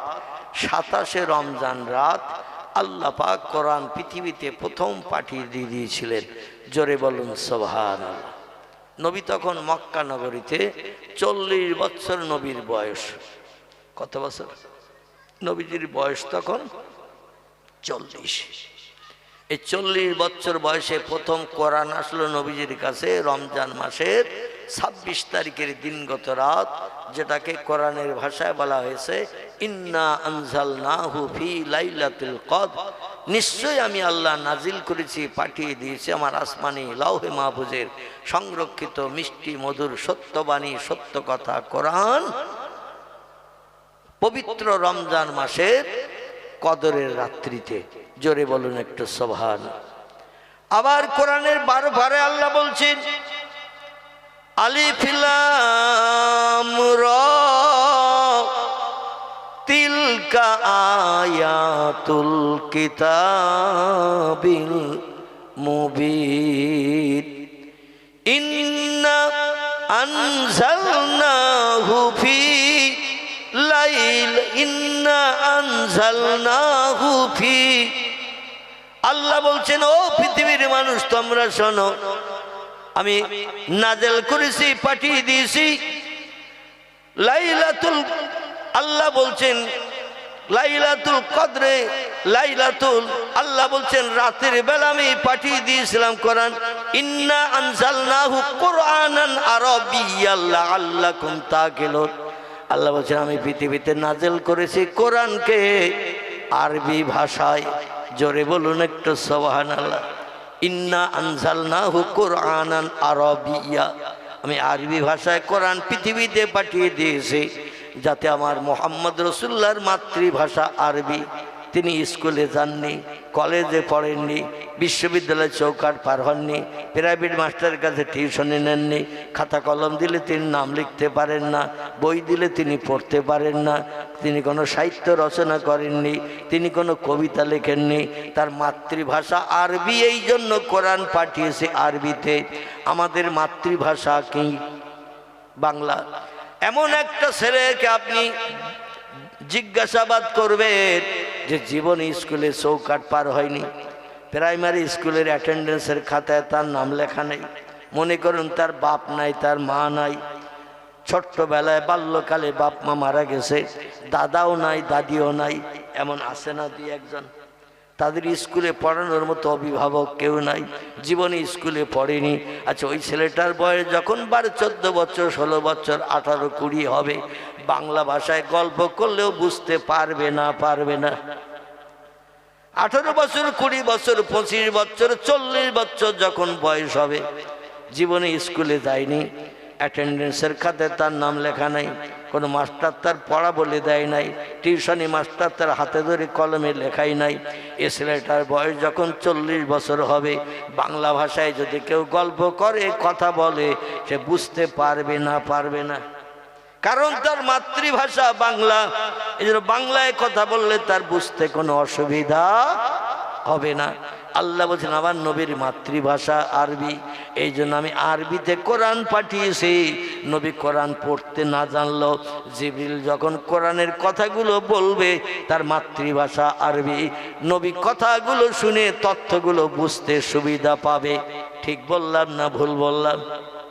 এই জন্য আল্লাহ পাক সুরিয়ানি ভাষায় কোরআন পাঠান নাই, এই কোরআন ইংরেজি ভাষায় পাঠান নাই, উর্দু ভাষায় পাঠান নাই, পলি ভাষায় পাঠান নাই, গুজরাটি ভাষায় পাঠান নাই। আল্লাহ পাক কোরআন পাঠিয়েছেন পয়গম্বরের মাতৃভাষায়, যাতে কোরআনের কথা জিবরিল আমিন বলবে, আর পয়গম্বর মাতৃভাষা শুনলে তথ্যগুলো বুঝতে সুবিধা পাবে। জোরে বলুন একটু সুবহানাল্লাহ, নারায়ে তাকবীর। আমার ভাইরা, এই পয়গম্বর মুহাম্মদ রাসূলুল্লাহকে আল্লাহ পাক, কোরআন হলো এমন একটি ভাষা, কোরআন হলো এমন একটি ভাষা যে ভাষা পৃথিবীতে ইন্টারন্যাশনাল ভাষা হিসেবে বিবেচিত হয়েছে। আর কোরআনের ভিতরে যত সূক্ষ্ম তত্ত্ব আল্লাহ লিপিবদ্ধ করে দিয়েছেন, পৃথিবীর কোনো ভাষাভাষীদের ধর্মগ্রন্থের ভিতরে এত তথ্য লেখা নাই নাই নাই। জোরে বলুন একটু আমিন। ব্যবসায়ীরা পয়গম্বরকে নিয়ে যেই যাচ্ছেন ওই ইয়ামানের দেশে, সিরিয়ার দেশে, যখন তিনি পৌঁছাবেন, চিন্তা ভাবনা নিয়েছেন ফাঁকা মাঠের ধারে, রাস্তার পাশে ওই যে মরা গাছটা দাঁড়িয়ে আছে 200 বছর ধরে।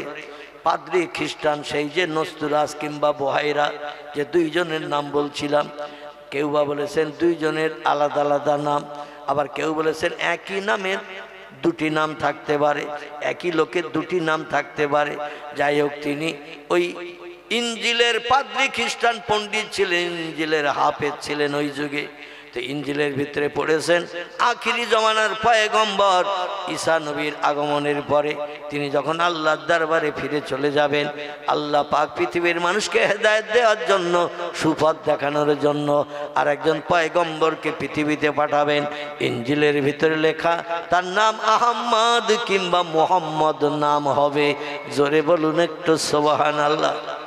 আর এই আহমদ কিংবা মোহাম্মদ নামের ব্যক্তিটি ইনি যখন ফাঁকা ময়দান দিয়ে যাবেন, দুপুর রৌদ্রে তার সহসঙ্গীদের ক্লান্তি দূর করার জন্য, বিশ্রামের জন্য একটা মরা গাছের তলায় এসে বসবেন। আল্লাহ পাক মরা গাছের ডাল ছাড়া তো পাতা নাই, তলায় তেমন ছায়া পাওয়া যাবে না। কিন্তু নবীজি মুহাম্মদ আগমনের কারণে 200 বছরের মরে থাকা গাছটা আল্লাহ নতুন নতুন কচি পাতা গজিয়ে তলাটা পুরো ছায়া বানিয়ে দেবে। বুহাইরা নসরাজ বলল, ঈসা নবীর কাছে পাঠানো আসমানি কিতাব, নাম হলো তার ইনজিল। ইনজিলের ভিতরে আল্লাহ তথ্য পাঠিয়ে দিয়েছেন, ওগো ঈসা তুমি শোনো, তোমার পরে যে পয়গম্বর পৃথিবীতে আগমন করবেন তিনি হলেন আখিরি জামানার পয়গম্বর, লা নবিয়া বাদি, তারপরে আর কোনো নবী পৃথিবীতে আসবে না। তার চেহারার দিকে তাকিয়ে কোনো মানুষ যদি একবার মহব্বতের নজরে চেহারার দিকে তাকায়, আমি আল্লাহ তার জন্য জান্নাত হালাল বানিয়ে দেব। তার আচার অনুষ্ঠান কাজকর্ম কোন ব্যক্তি যদি মহব্বত করে ভালোবাসে, নবী বলছেন, মান আহাব্বা সুন্নতি ফাকাদ আহাব্বানি, আমার জীবন আদর্শ যে লোকটি পছন্দ করবে, ভালোবাসবে, মেনে চলবে, সেজন্য আমি মুহাম্মদ আমারে ভালোবাসলো। ওমান আহাব্বানি, যে লোকটি আমারে ভালোবাসলো, কানা মাই ফিল জান্নাহ, সেই লোকটি আর আমি আল্লাহর জান্নাতের ভিতরে এক জায়গায় বসে বসে সুখ ভোগ করব। জোরে বলুন একটু সুবহানাল্লাহ। পাদ্রী খ্রিস্টান বলছে, ওই যে মরা গাছটা রাস্তার ধারে দাঁড়িয়ে আছে 200 বছর ধরে, ঈসা নবী আসমানে উঠে যাওয়ার পরে আল্লাহ পাক 570 বছর পরে নবী মুহাম্মদ রাসূলুল্লাহকে মক্কা নগরীতে আবু কুবাইস পাহাড়ের পাদদেশে আমিনার ঘরের ভিতরে পয়গম্বরকে ধরার বক্ষে জন্মগ্রহণ করেছিলেন জান্নাতি 3 জন ধাত্রীর মাধ্যম দিয়ে। জোরে বলুন একটু সুবহানাল্লাহ। আমাদের মেয়েদের যখন সন্তান প্রসব হয়, পাড়ার মেয়েরা আসে না যারা সন্তান প্রসব করে, ধাত্রী বলে যাদের, এদের ডাকা হয়, আমাদের মেয়েটার পেটের যন্ত্রণা হচ্ছে, প্রসব বেদনা হচ্ছে, আসুন একটু বাচ্চা প্রসব করে দিয়ে যান। পাড়ার ধাত্রীরা যদি না পারে তখন তারা বলে হসপিটালে নিয়ে যান, বলে না। তো যেখানেই বাচ্চা প্রসব করাবেন সেখানে কিন্তু মেয়ে নার্সেরাই থাকে বেশি, অনেক সময় পুরুষ ডাক্তাররাও 1-2 থাকলেও থাকতে পারে। বর্তমানে এখন তো আর ইজ্জতের কোনো মান মর্যাদা সম্মান 1 পয়সাও নাই। ঠিক বললাম না ভুল বললাম? আমি হলাম তার বাস্তব প্রমাণ। কথাটা যদিও কোনোদিন বলি নাই, আজকে শুধু তথ্যটা আপনাদের মগজে ঢোকানোর জন্য বলছি। যারা কঠিন রোগে আক্রান্ত হন এবং যাদের পেট অপারেশন হয়, এদের মান সম্মান ইজ্জত বলতে ডাক্তারের আর কিছু রাখে না। এটা বাস্তব। তাদের ইজ্জত, আত্মসম্মান, আবরু বলতে ডাক্তারেরা কিছুই রাখে না। সে কাপড় পরে থাকলো কি উলঙ্গ থাকলো, এটাও ডাক্তারদের কাছে কিছু ব্যাপার স্যাপার নয়। যাই হোক, আল্লাহ পাক অপারেশনের মতো কঠিন রোগ আমাদের কাউকে যেন ভবিষ্যতে আর না দেন। জোরে বলুন একটু আমিন, জোরে বলুন আমিন। কারণ নবী বলেছেন, আল হায়াউ শুবাতু মিনাল ঈমান, ঈমানের অর্ধেক অংশ হলো লজ্জা শরম আবরণ করা, গুপ্তাঙ্গকে ঢেকে রাখা, গুপ্তাঙ্গ অন্য কোনো ব্যক্তিকে না দেখানো, এটা হলো ঈমানের অর্ধেক অংশ। যার আত্মসম্মান আবরু নাই, রাসূল বলছেন যার লজ্জা শরমের আবরণ নাই, পৃথিবীতে তার কিচ্ছু নাই। গরু ছাগল হাঁস মুরগির মতো গুপ্তাঙ্গ যারা আলগা করে দেখায়, গরু ছাগল হাঁস মুরগি, ইঁদুর কুকুর বিড়াল, সাপ বিচ্ছু ব্যাঙ, মাছি মশা পিউলিকা, কাপড় পরে এরা কেউ কাপড় পরে? আচ্ছা, কাপড় যদি না পরে, যখন তখন যে কোনো জীবজন্তুর গুপ্তাঙ্গ আমরা চোখ আলগা করলেই দেখতে পাবো না? আল্লাহ বলছেন, মানুষ তোমাদের সৃষ্টি শ্রেষ্ঠ করে বানিয়েছি, তোমরা আবরণ করে ঢেকে রাখবে, তাহলে ঈমানের অর্ধেক অংশ রক্ষা হবে। কিন্তু তারা গুপ্তাঙ্গ আলগা করে রাস্তার ধারে দাঁড়িয়ে দাঁড়িয়ে শ্যালো মেশিনের মতো ছাড়ে। কিসের মতো বললাম? শ্যালো মেশিনে যেমন স্টার দিলে পানি বের হয়, ওইরকম দাঁড়িয়ে দাঁড়িয়ে কিছু প্যান্টের চেন খুলেই ঘোড়ার মতো দাঁড়িয়ে দাঁড়িয়ে ছাড়তেছে। আচ্ছা, বসে পেশাব করলে দূরের থেকে মানুষ খুব বেশি দেখতে পাবে? আর দাঁড়িয়ে যদি পেশাব করেন হাফ কিলোমিটার দূর থেকে যা চোখ ভালো, নজর করলে তার যন্ত্রপাতি ছোট বড় মোটা কি হালকা দেখতে পাবে না। যদিও লজ্জার কথা, কিন্তু আমাকে বুঝানোর জন্য বলতে হচ্ছে। নাউজুবিল্লাহ, দাঁড়িয়ে পেশাব করলে দূর থেকে যদি কেউ নজর করে তার গুপ্তাঙ্গ দেখতে পাবে না। আল্লাহু আকবার। আজকের এটাই হয়েছে মুসলমানদের ফ্যাশন। বেঈমান ইহুদি খ্রিস্টানিরা যা পারে করুক, তারা ন্যাংটো হয়ে চলুক গরু ছাগলের মতো, হাঁস মুরগির মতো। কিন্তু আমরা হলাম ইসলাম ধর্মাবলম্বী, আমাদের ধর্ম হলো পৃথিবীতে সেরা। আমরা কি করে তাদের মতো প্যান্টের চেন টানবার দাঁড়িয়ে যন্ত্রপাতি বার করব? নাউজুবিল্লাহ, জোরে বলুন নাউজুবিল্লাহ। একটু সতর্ক হন। তারা যাবে জাহান্নামে, তাই তাদের দেখা দেখি আমরাও যাব জাহান্নামে। আল্লাহু আকবার। আমার যুবক ভাইরা, কথাটা হয়তো নিম ফলের মতো মাকাল ফলের মতো তিতো লাগছে, কিন্তু এই কথাটা একদিন মর্যাদা বাস্তব অনুভব করতে পারবেন হাসরের মাঠে যেদিন হাজির হবেন। এই জন্য যত সময় জ্ঞান থাকবে তত সময় পর্যন্ত যে কোনো জায়গায়, রাস্তার ধারে, হাটে মাঠে, পথে দাঁড়িয়ে পেশাব করবেন না। লোকজন যদি কোথাও থাকে সেদিকে ফিরে পেশাব করবেন না, একটু আড়ালে যাবেন। আল্লাহ নবীর আদর্শ ছিল পাহাড়ি এলাকা না দেখলে নবীজি পেশাব করতেন না, ঝোপঝাড় জঙ্গল না থাকলে নবী পেশাব করতে বসতেন না, সামনের কিছু আড়াল রেখেই পেশাব করতেন, যাতে যখন পেশাবে বলবো গুপ্তাঙ্গ তো আলগা করতেই হবে, যেন সামনের দিক থেকে কিছুই আমার ইজ্জত শরমগা দেখতে না পায়। জোরে বলুন একটু আমিন। আমার ভাইরা, আসুন এবার সেখানে নিয়ে আসি। বুহাইরা বলল, ঈসা নবীর চলে যাওয়ার পরে পৃথিবীতে আসবে না আখিরি জামানার পয়গম্বর, কতদিন পরে আসবে তা তো জানি না।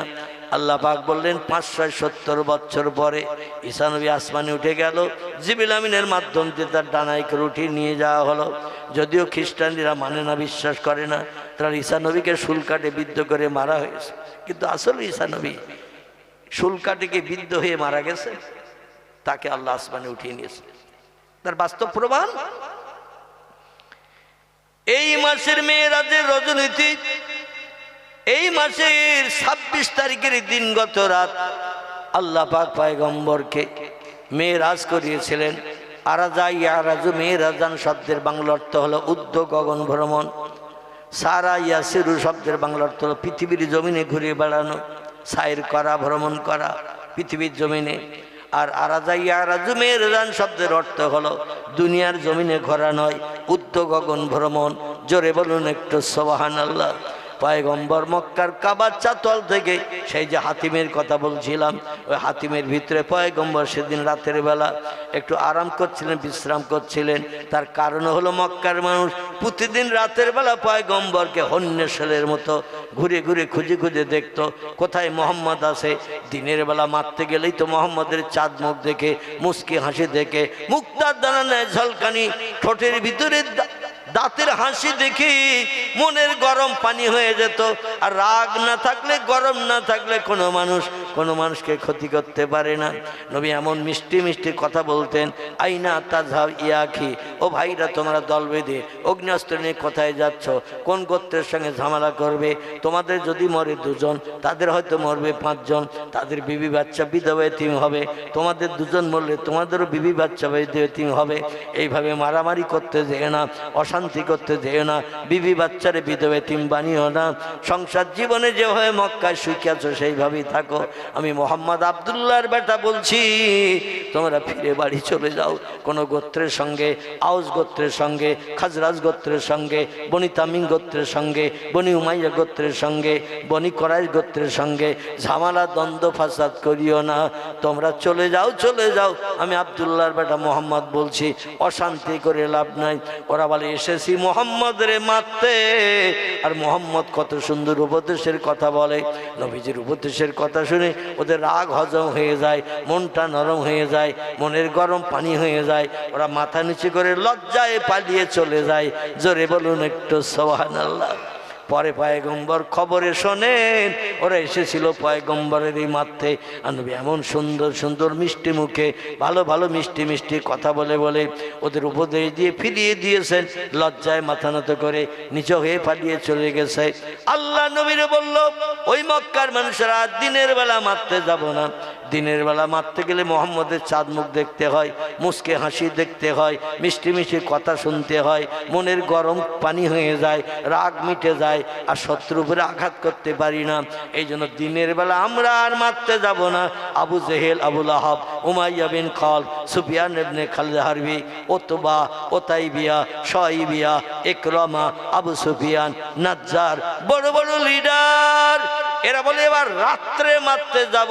রাতের বেলা আধার, মোহাম্মদের বিশ্ব সুন্দর চেহারা রাতে আর দেখতে পাবো না, মিষ্টি মিষ্টি কথা শুনতে হবে না, মুসকে মুসকে হাসি আর দেখতে হবে না। রাতের বেলা সব আধার দেখা যাবে। যে গরম নিয়ে যাব তরবারি নিয়ে, ওই গরম থাকতেই মোহাম্মদের আঘাত করে টুকরো টুকরো করে কমপ্লিট করে দেব। রাতের বেলা পয়গম্বরকে মারবে চিন্তা ভাবনা নিয়ে ফলো করে মোহাম্মদ রাতের বেলা কোথায় কোন জায়গায় থাকে। আল্লাহ ডেকে বলি, ইযহাব ইয়া জিবরিল ইলা রাসূলিহি, জিবরিল রে তাড়াতাড়ি আমার পয়গম্বরের কাছে যা, ইযহাব ইলা দুনিয়া, তাড়াতাড়ি পৃথিবীতে যা। জিবরিল বলে, আল্লাহ কি জন্য যাব, কি খবর আপনার পয়গম্বরে দেব? নবীর মুখে হাসি ফুটানোতে, নবীকে বিপদে মুসিবতে সাহায্য করতে, যে জিবরিল আমিন নবীর সঙ্গে এই পৃথিবীতে দেখা করতে এসেছেন 23 বছরে 24,000 বার। কবার? এরই নাম হলো বন্ধু, এরই নাম হলো বন্ধু। 23 বছর বিপদে সাহায্য করতে দৌড়িয়ে দৌড়িয়ে আসমান থেকে ছুটে এসে নবীদের সান্ত্বনা দিয়েছেন, যুক্তি বুদ্ধির তথ্য দিয়েছেন। এই বিপদ থেকে নিষ্কৃতির জন্য এই পন্থা অবলম্বন করতে হবে। জিবরিল আমিন এসেছেন নবীর সঙ্গে সাক্ষাৎ করতে, দেখা করতে। একদিন নয়, দুদিন নয়, একটানা 24,000 বার। জোরে বলুন একটু সুবহানাল্লাহ। আমাদের বন্ধুরা আমাদের সঙ্গে বিপদে দেখা করতে আসে কবার? কবার? অনেক চালাক বন্ধু আছে, বন্ধু এখন অসুস্থ, কঠিন রোগে পতিত, গেলেই হয়তো টাকা চাইতে পারে। ঠিক বললাম না ভুল বললাম? গেলেই হয়তো আমার কাছে হাত পাততে পারে, কিছু সাহায্য চাইতে পারে। আল্লাহ যদি সুস্থ করেন পরে শোধ করে দেব। আমার এখন এই বিপদে একটু সাহায্য কর বন্ধু।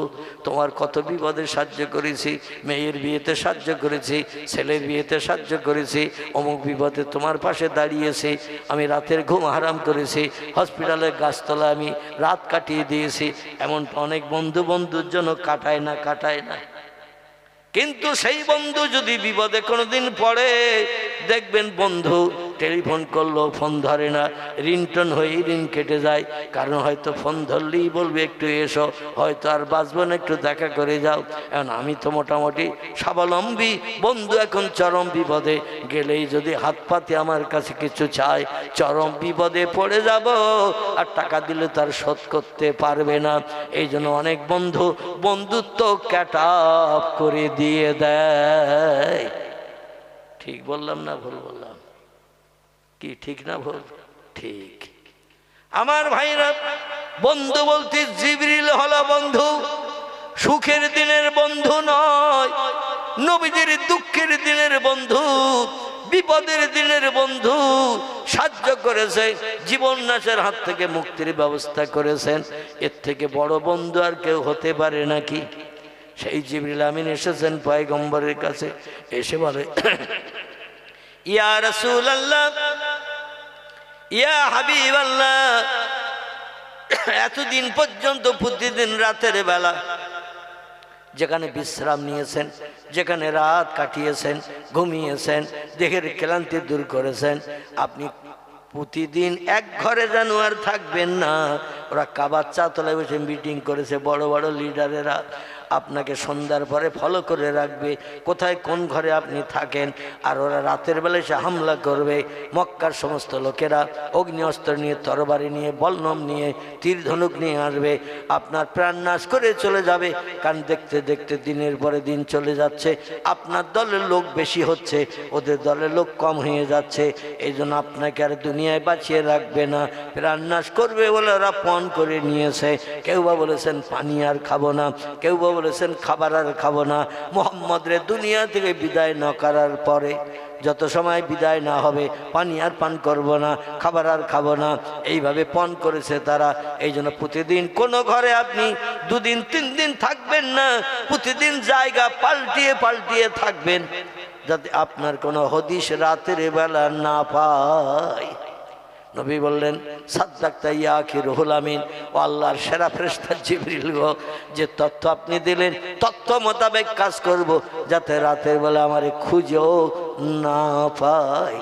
তাই নবী সেদিন ফাঁকা জায়গায় কাবা শরীফের চাতলের উত্তর দিকে ওই হাতিম বেকা প্রাচীর, ওই প্রাচীরের পাশে তিনি বিশ্রাম নিচ্ছেন।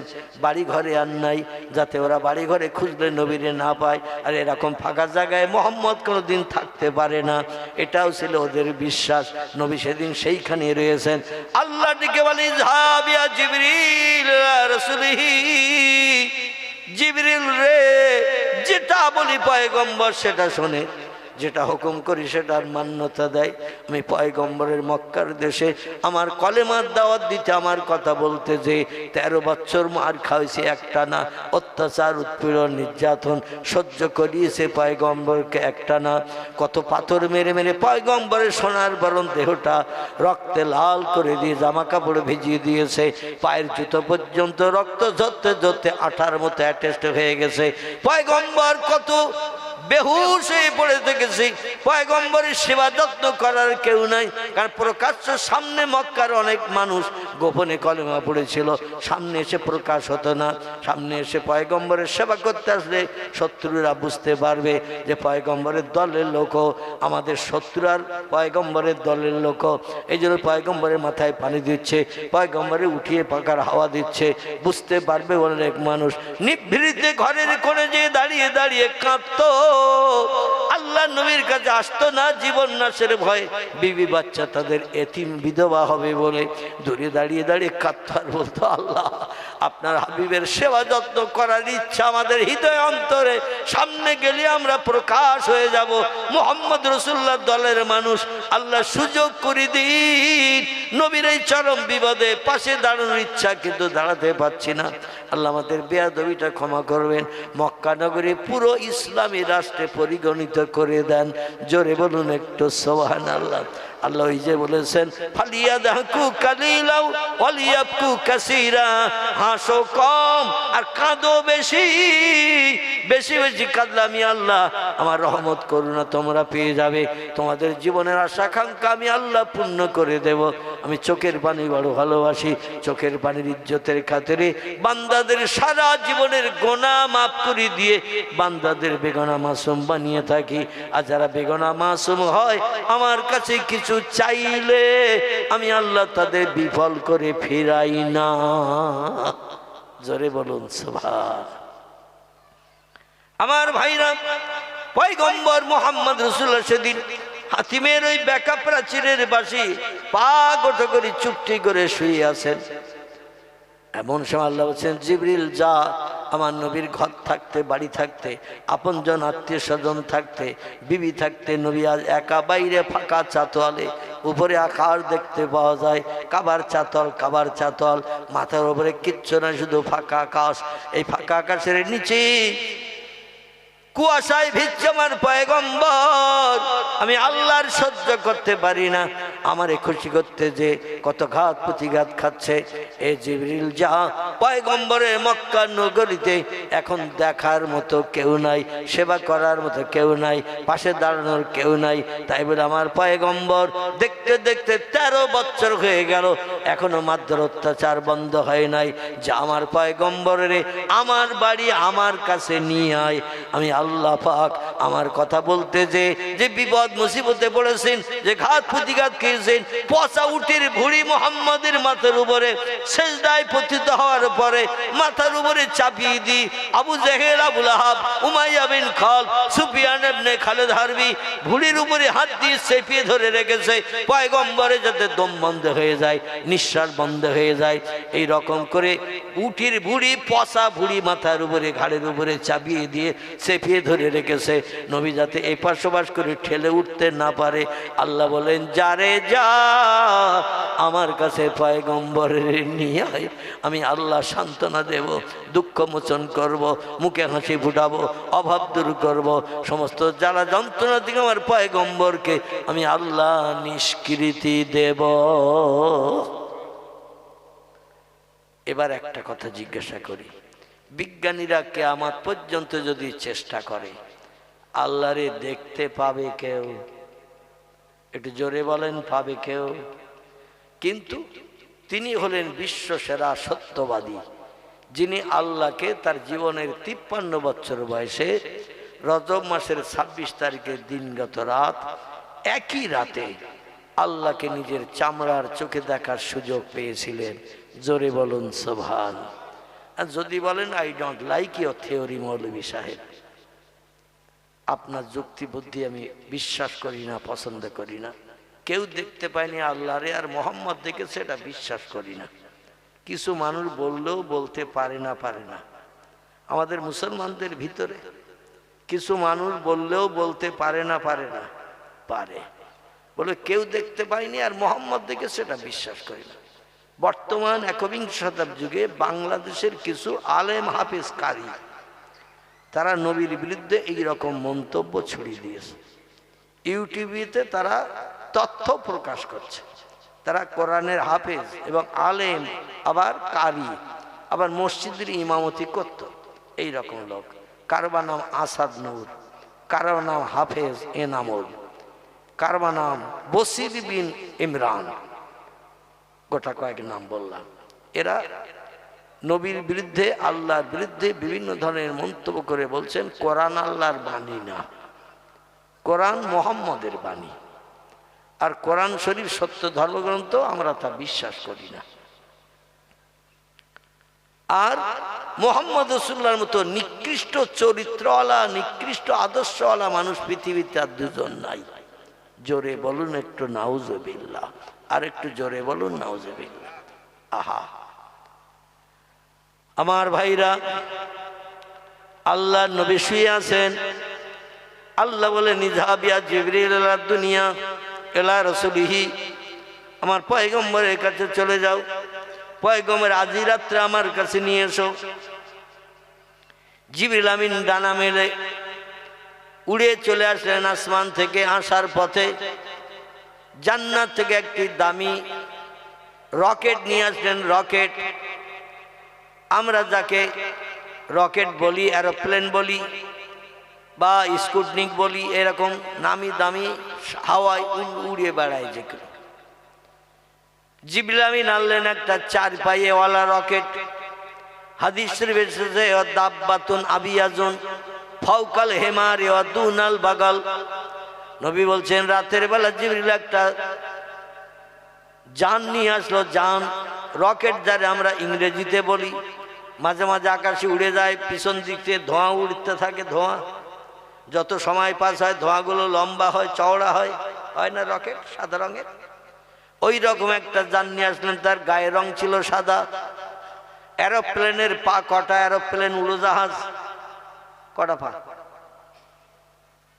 আপনারা, আমরা তলার দিকে দেখি উড়োজাহাজ মাথার উপর দিয়ে চলে যায়, পাটা দেখতে পাওয়া যায়, কিন্তু যখন নামে ও কি ওই অবস্থায় মাটিতে পড়ে নাকি? আর যখন নামে তো শাঁসা করে এগিয়ে যায়। আর শুধু যদি ওইভাবে পড়ে তো ভেঙে চুরমারে খেয়ে যাবে কিনা, শেষ হয়ে যাবে। এই জন্য এরোপ্লেনের পাস কি আছে? পাস। তবে রানে যখন ওঠে, ওঠার পরে পাগুলো গটিয়ে নিয়ে ভিতরে ঢুকিয়ে নেয়। আবার যে রানের কাছাকাছি আসে নামার জন্য, পা লম্বা করে দেয়। এরোপ্লেনের পা আছে 3টে। কটা বললাম? 3টে। সামনে একটা পা আর পিছনে 2 সাইডে 2টো পা, মাঝখানের ডানার পাশে পিছনের দিকে। কিন্তু আল্লাহ যে রকেটটা পাঠিয়েছিলেন নবীজিকে নিয়ে যাওয়ার জন্য, এই রকেটের পা ছিল 4টি। কটি? আরবিতে দাব্বা শব্দের বাংলা অর্থ হলো চতুষ্পদ জন্তুর মতো দেখতে। আবিয়াজুন, তার গায়ের রং ছিল সাদা। ফাওকাল হেমার, গাধার থেকে একটু দেখতে উঁচু ছিল। দুনাল বাগাল, খচ্চরের থেকে দেখতে একটু নিচে ছিল। জঙ্গলে ঘোড়া এবং গাধার মিলনে যে জীবের সৃষ্টি হয়েছে, যে পশুর সৃষ্টি হয়েছে, এর নাম হলো খচ্চর। নাও ঘোড়া, নাও গাধা, এই দুই বিটের মাধ্যম দিয়ে যে পশু, এর বলা হয় খচ্চর। নবী বলছেন ঠিক খচ্চরের মতো দেখতে। তার গায়ে ছিল আবার দুখানা ডানা, যেমন রকেটের গায়ে, এরোপ্লেনের গায়ে, হেলিকপ্টারেরও ডানা পাকা থাকে না? থাকে না? থাকে। আল্লাহ নবী বলছেন তার গায়ে ছিল দুখানা লম্বা ডানা। কাবার চাতলে এসে নেমে গেছি আমি, মুহাম্মদ রাসূলুল্লাহ সাল্লাল্লাহু আলাইহি সাল্লাম। আমি তো কাবার চাতলে হাতিমের পাশে ঘুমান্ত অবস্থায়, রাত্র দ্বীপ্রহর অতিবাহিত হয়ে গেছে। হঠাৎ জিবরিল আমিন আমার কাছে এসে দেখে আমি ঘুমিয়ে আছি। জিবরিল চিন্তা ভাবনা নিলেন, আমার মাথা ধরে নাড়া দিয়ে ঘুম ভাঙাবেন না হাত ধরে টেনে তুলবেন, কি করবেন, কি করে আমারে ঘুম ভাঙাবেন? বোরাকের পিঠে চাপানোর জন্য, রকেটের চাবি আল্লাহর বাড়ি নিয়ে যাওয়ার জন্য। আবার যে রাতে পাঠিয়েছেন ওই রাতেই নিয়ে যেতে হবে, আর ওই রাতে গল্প গুজব শেষ করে ওই রাতের ভিতরে আবার মক্কায় পয়গম্বরকে ফেরত পাঠাতে হবে। এই বিরাট দায়িত্ব দিয়ে জিবরিলকে পাঠিয়েছেন। আল্লাহর ফেরেশতারা কি আল্লাহর হুকুমের খেলাফ করে?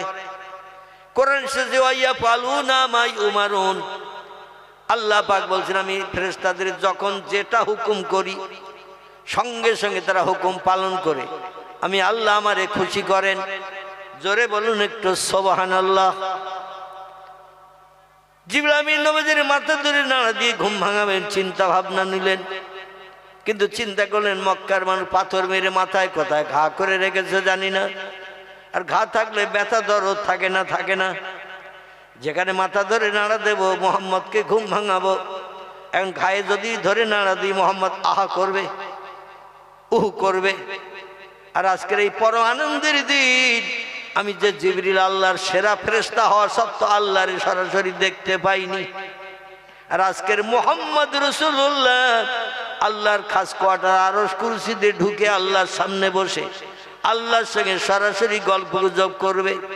এতদিন জানতাম সবার থেকে আমার দাম বেশি, কিন্তু আজকের যে কাজের দায়িত্ব আল্লাহ আমারে দিয়েছে, এই কাজের দায়িত্ব পালন করতে যে দেখছি মুহাম্মদের পায়ের তলা ধুলার থেকেও আমার দাম কম। জোরে বলুন একটু নারে তাকবীর। মুহাম্মদের পায়ের তলা ধুলার থেকেও আমার দাম কম, কারণ আমি আমার জীব, আমার চেহারা, আমার দেহপিঞ্জর যেখানে যেতে পারিনি, মুহাম্মদের পায়ের তলা ধুলাও আর সেখানে চলে যাবে। জিবরিল তাই মাথা ধরে নাড়া দিলেন না, নবীজির আহু করতে দিলেন না। হাতের পাশে এসেছেন, মাথার কাছ থেকে হাতের কাছে এসেছেন, ওই কাবার চাতলে এসে হাত ধরে টেনে তুলবেন, চিন্তা নিলেন ঘুম ভাঙাবেন, তাড়াতাড়ি নিয়ে যেতে হবে আল্লাহর দরবারে, কারণ অনেক কাজ বাকি। হাতের কাছে ধরে হাত ধরে টেনে তুলবেন, হঠাৎ মনে পড়ে গেল মক্কার মানুষ যখন পাথর মেরেছে নবীজির বর্ষার পানির মতো, হাতে কত পাথর লেগেছে, সারা হাত জামা কাপড় রক্তে ভিজে গেছে, কত দরদ ঘা হয়েছে। মা ঈশা বলছেন আল্লাহি লা শাক্কা ফিহি, আমি সেই খোদার কসম খেয়ে বলছি, বিশ্ব নবী মক্কা থেকে হিজরত করে যখন মদিনায় গেলেন, নবীজির একটা স্বভাব আমি দেখতাম, বৈশিষ্ট্য দেখতাম, নবী কোনোদিন খালি গায়ে থাকতেন না। জামা কাপড় যদিও খুলতেন গায়ের জামা, কিন্তু একটা ওড়না রুমাল নবীজির দেহটায় দিয়ে ঢেকে রাখতেন। জোরে বলুন একটু সুবহানাল্লাহ। আমি চিন্তা ভাবনা না, আমি স্ত্রী ঘরে, আমার স্বামী ঢুকেছেন ঘরে, এ ঘরে তো আর কেউ নাই।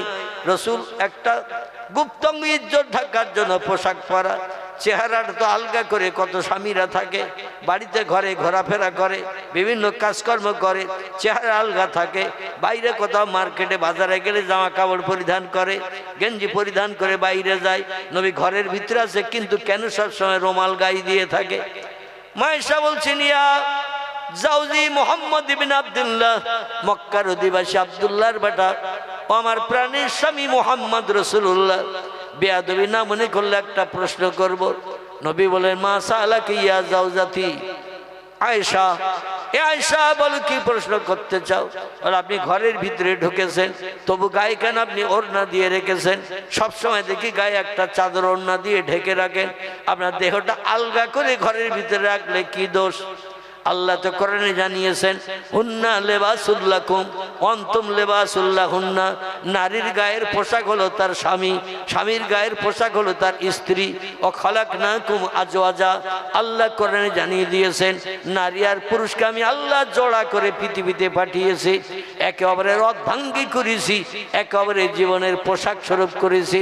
পোশাক না পরলে মানুষ যেমন বাইরে বেরোতে পারে না, নারীর গায়ের পোশাক হলো তার স্বামী, স্বামীর গায়ের পোশাক হলো তার স্ত্রী। আপনি ঘরে, আমি ঘরে, আমি আপনার বিবি, আপনি আমার স্বামী। আমার অঙ্গ প্রত্যঙ্গ দেখা আপনার জন্য জায়েজ, আবার আমারও আপনার অঙ্গ প্রত্যঙ্গ দেখা আল্লাহ কোরআনে জায়েজ করে দিয়েছেন। স্বামী দেখতে পাবে স্ত্রীর অঙ্গ প্রত্যঙ্গ, স্ত্রী দেখতে পাবে স্বামীর অঙ্গ প্রত্যঙ্গ, কিন্তু অন্য কোনো ব্যক্তি দেখতে পাবে না, না, না। কিন্তু তবুও কেন গায়ে আপনি ওড়না কাপড় দিয়ে দেহটা ঢেকে রেখেছেন? রাসূল বলছেন, আয়েশা তুমি কি দেখতে চাও আমার চেহারা? আয়েশা বলেন, না মিয়া জাওজি, হা হা। আল্লাহ নবী চাদরটা আলগা করে দিলেন। ওই দিন জীবনের প্রথম স্বামীর ঘর করতে এসে প্রথম পয়গম্বরের চেহারাটা দেখার সুযোগ পেলেন। যেই চেহারাটার দিকে হযরত আয়েশা তাকিয়ে দেখলেন, শরীরের বিভিন্ন জায়গায় সোনার বরণ চেহারা পয়গম্বরের, কিন্তু গায়ে গায়ে গায়ে গায়ে পক্স হলে দেখবেন, ঘা সেরে গেলে যেমন দাগ থাকে, দাগ পক্সের দাগ, ঘা পাতলা হলে, ঘা সেরে গেলে যেমন দাগ থাকে, দাগ। পয়গম্বরের সারাটা দেখো ওই রকম দাগে ভরা। আয়েশা বলছেন, ইয়া জাওজি মুহাম্মদ ইবনে আব্দুল্লাহ, প্রাণের স্বামী, আপনি বিশ্ব সুন্দর এটা সবাই জানে, কিন্তু আপনার দেহে এত কেন ঘায়ের দাগ? বসন্ত হলে, পক্স হলে যেমন গায়ে দাগগুলো থাকে, আপনার সারা দেহে গায়ে পিঠে সামনে এত দাগ কেন? নবী বলেন, আয়েশা তুমি জানো না, মক্কা নগরীতে যখন 13 বছর কলেমার দাওয়াত দিতে গেছে, তায়েফের দেশে কলেমার দাওয়াত দিতে গেছে, যে মা হালিমার ঘরে লালিত পালিত হয়েছিলাম তায়েফের দেশে, ওই দেশে যখন কলেমার কথা বলতে গেছে, সে দেশের বাচ্চা ছেলে মেয়েরা পাগল মনে করে এত পাথর ছুঁড়ে আমারে মেরেছে, সারা দেহে রক্তে লাল হয়ে গেছে, দেহে রক্ত শূন্য হয়ে যায়, বেহুশ হয়ে আমি পাহাড়ের কিনারায় 3 থেকে 3.5 ঘন্টা বেহুশ হয়ে পড়েছিলাম। ও আয়েশা, পরবর্তীতে আমার ঘাগুলো, পাথরে লাগা ঘা, রক্ত ঝরা ঘাগুলো সেরে গেছে বটে, কিন্তু দাগগুলো নুকায়নি। এই জন্য আমার দাগগুলো মানুষ দেখলে বিরূপ ধারণা করবে, তাই সবসময় গায়ের দাগগুলো মানুষকে দেখতে না দেওয়ার কারণে সবসময় চাদর দিয়ে আমার গায়ের দাগগুলো ঢেকে রাখি। ইসলামের জন্য, কলেমার জন্য আমাদের গায়ে কটা দাগ? কটা দাগ? একটাও নেই। ইসলামের জন্য, কলেমার জন্য, আল্লাহকে রাজি করার জন্য আমরা আমাদের গায়ে একটাও দাগ লাগাতে পারিনি, একটাও পাথরের আঘাত খাইনি, একটাও তরবারি আঘাত খাইনি। নবীর মাথায় তরবারি দিয়ে এত জোরে ঘা মেরেছে, মাথার চামড়া কেটে, হাড় কেটে 2 ইঞ্চি ঘিনুর ভিতরে তরবারির আল ঢুকে গেছে। 2 ইঞ্চি মানে ধরুন এতটা চওড়া নাকি? তো মাথার চামড়া কেটে, হাড় কেটে ঘিনুর ভিতরে এতটা চওড়া আল ঢুকে গেছে, তরবারির আল।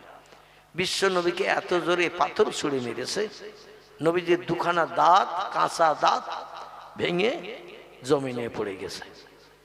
নবীজির গায়ে এই রকম দাগ কলেমার জন্য নিজের দেহের ভিতরে লাগাতে হয়েছে। আয়েশা বলছেন, ইয়া জাওজি, এ প্রাণের স্বামীর একটা কথা কি বলবো?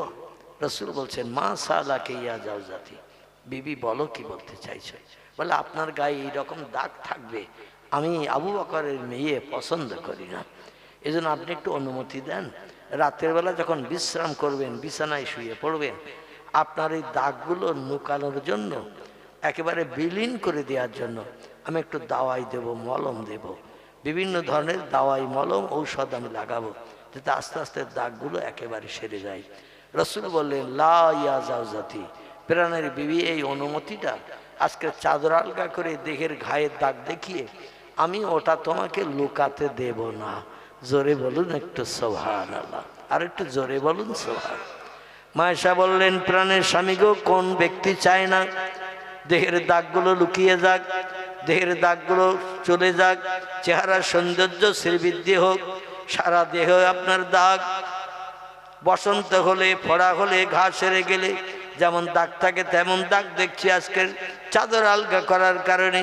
প্রত্যেকটি মানুষ চায় দাগ লুকানোর জন্য ওষুধ ব্যবহার করে, মলম দেয়, দাওয়াই দেয়, গাছের পাতা লগড়িয়ে রস দেয় যাতে তাড়াতাড়ি সেরে যায়। আপনি কেন সারাতে দেবেন না? পয়গম্বর বলেন, আয়েশা আমি এই জন্য ওই দাগগুলো তোমাকে ঔষধ দিয়ে, দাওয়াই দিয়ে, ঔষধ দিয়ে, গাছের পাতার রস দিয়ে এই জন্য সারাতে দেব না। আল্লাহ পাক একদিন এই পৃথিবীর মায় আমারে পরিত্যাগ করাবেন। কুল্লু নাফসিন যায়কাতুল মাউত, প্রত্যেকটি প্রাণীর মরণের আস্বাদ চাকতে হবে। আমি মুহাম্মদও মৃত্যুবরণ করব। আদম নবী মারা গেছে, শীষ নবী মারা গেছে, ইদ্রিস নবী মারা গেছে, নূহ নবী মারা গেছে, ইব্রাহিম নবী মারা গেছে, ইসমাইল নবী মারা গেছে, ইসাক নবী মারা গেছে, ইয়াকুব নবী মারা গেছে, ইউসুফ নবী মারা গেছে, হুদ নবী মারা গেছে, লুত নবী মারা গেছে, মুসা নবী মারা গেছে, হারুন নবী মারা গেছে, সুলাইমান মারা গেছে, এমন করে তার পিতা দাউদ নবী মারা গেছে, আইয়ুব নবী মারা গেছে, ইউনুস নবী মারা গেছে। ও বিবি, সব নবীরা পূর্বে বিদায় হয়ে চলে গেছে। আমি মুহাম্মদ চিরস্থায়ী বেঁচে থাকবো না, নবীদের মতো আমাকেও মারা যেতে হবে। আর আমি যখন মারা যাব, আল্লাহ একদিন পৃথিবী ধ্বংস করে দিয়ে দেবেন। দুনিয়া ধ্বংস করে দিলে আল্লাহ কোন শব্দের মাধ্যম দিয়ে যত মানুষ কবরস্থ হয়ে আছে, যত মানুষ শাসনের চিতায় পুড়ে ছাই হয়েছে, যত মানুষ বাঘের পেটে চলে গেছে, যত মানুষ সাগরের লঞ্চে ডুবি হয়ে পানির তলায় চলে গেছে, যত মানুষ মাছের পেটের ভিতরে খোরাক হয়ে গেছে, সব ব্যক্তিকে আল্লাহ কোন শব্দের মাধ্যম দিয়ে জিন্দা করে হাসরের মাঠে হাজির করবেন। আমি মুহাম্মদ প্রথম হাসরের মাঠে মদিনার কবর থেকে উঠবো। জোরে বলুন একটু সুবহানাল্লাহ। এই মদিনার কবর থেকে আল্লাহ আমাকে প্রথম উঠাবেন, আর আমি হাসরের মাঠে প্রথম হাজির হব। আমার সঙ্গে আবু বকর সিদ্দিক হাজির হবে, তোমার বাবা আমার সঙ্গে হয়ে যাবে। ও আয়েশা, তুমি শোনো, পৃথিবীতে আমাকে না পেয়ে আমার উম্মতেরা আল্লাহর হুকুমের খেলাফ কত খারাপ খারাপ কাজ করবে। মদ খাবে, সুদের ব্যবসা করবে, সিনেমা যাত্রায় যাবে, রেডিও টেলিভিশন নিয়ে আনন্দ ফুর্তি করবে, অবৈধ মেয়ের দিনে গার্ডেন পিকনিক স্পটে যেয়ে আনন্দ ফুর্তি করবে, বাদাম ভাজা খাবে, ফুচকা খাবে, এমন করে অপরিচিত নারীদের নিয়ে বিভিন্ন পিকনিক স্পটে যে লজ ভাড়া করে তারা থাকবে, এমন করে শরীয়তের খেলাফ কাজ করবে, নারীর ইজ্জত লুণ্ঠন করবে, এমন করে অবৈধভাবে মানুষের প্রাণ নাশ করে তাদের বিবি বাচ্চারে বিধবা এতিম বানিয়ে দেবে। হাসরের মাঠে আমার উম্মতেরা যখন জাহান্নামের আগুনে চলে যাবে অপরাধ করার কারণে, অন্যায় করার কারণে, যখন জাহান্নামের আগুনে চলে যাবে, আমি মুহাম্মদ দাঁড়িয়ে দাঁড়িয়ে কি করে দেখব? ও আয়েশা, সেদিন উম্মতদের আমল নামা সব কম হয়ে যাবে, পাপের থলি বেশি হয়ে যাবে, মিজানের দাড়ি পাল্লায় ওজন হবে, আর ওজনের পরে পাপ বেশি হলে আল্লাহ লোহার শিকলের দড়ি গলায় পরিয়ে ফেরেশতাদের দিয়ে আমার উম্মতদের জাহান্নামের আগুনে গরু ছাগলের মতো বেঁধে বেঁধে রেখে আগুন দিয়ে দগ্ধ করবেন। আমি মুহাম্মদ সেদিন পছন্দ করতে পারবো না আমার উম্মতরা জাহান্নামের আগুনে জ্বলুক, কারণ যারা আমার নামটা একবার পড়েছে, আল্লাহর নাম একবার বলেছে, কিন্তু অন্যায়মূলক কাজ বেশি বেশি করেছে, যার কারণে তারা অপরাধী সাব্যস্ত হয়ে জাহান্নামে হয়ে গেছে।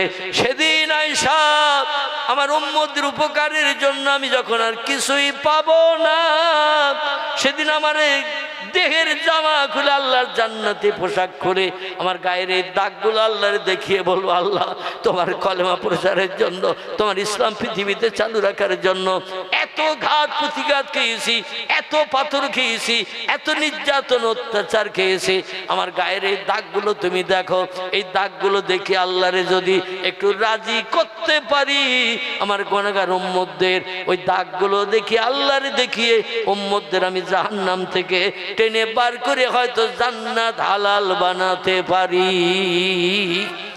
নারায়ে তাকবীর। নবীজির গায়ের এই দাগগুলো দেখে আল্লাহ সেদিন রহম করবেন না করবেন না? আল্লাহর নাম রহমান, আল্লাহর নাম রহিম, আল্লাহর নাম গফফার, আল্লাহর নাম করিম, আল্লাহর নাম সাত্তার। বিশ্ব নবীকে আল্লাহ কোনোদিন অপমান করবেন না, অখুশি করবেন না। দাগগুলো দেখে অপরাধী উম্মতদের পাপগুলো ক্ষমা করে দিয়ে রহমান এবং রহিম নামের ইজ্জতের খাতিরে নবীর মুখে হাসি ফোটানোর জন্য আল্লাহ উম্মতদের জান্নাত হালাল বানিয়ে দেবেন। জোরে বলুন একটু সুবহানাল্লাহ। তবে সর্বশেষ কথা হলো জান্নাতে আমরা যাব কি?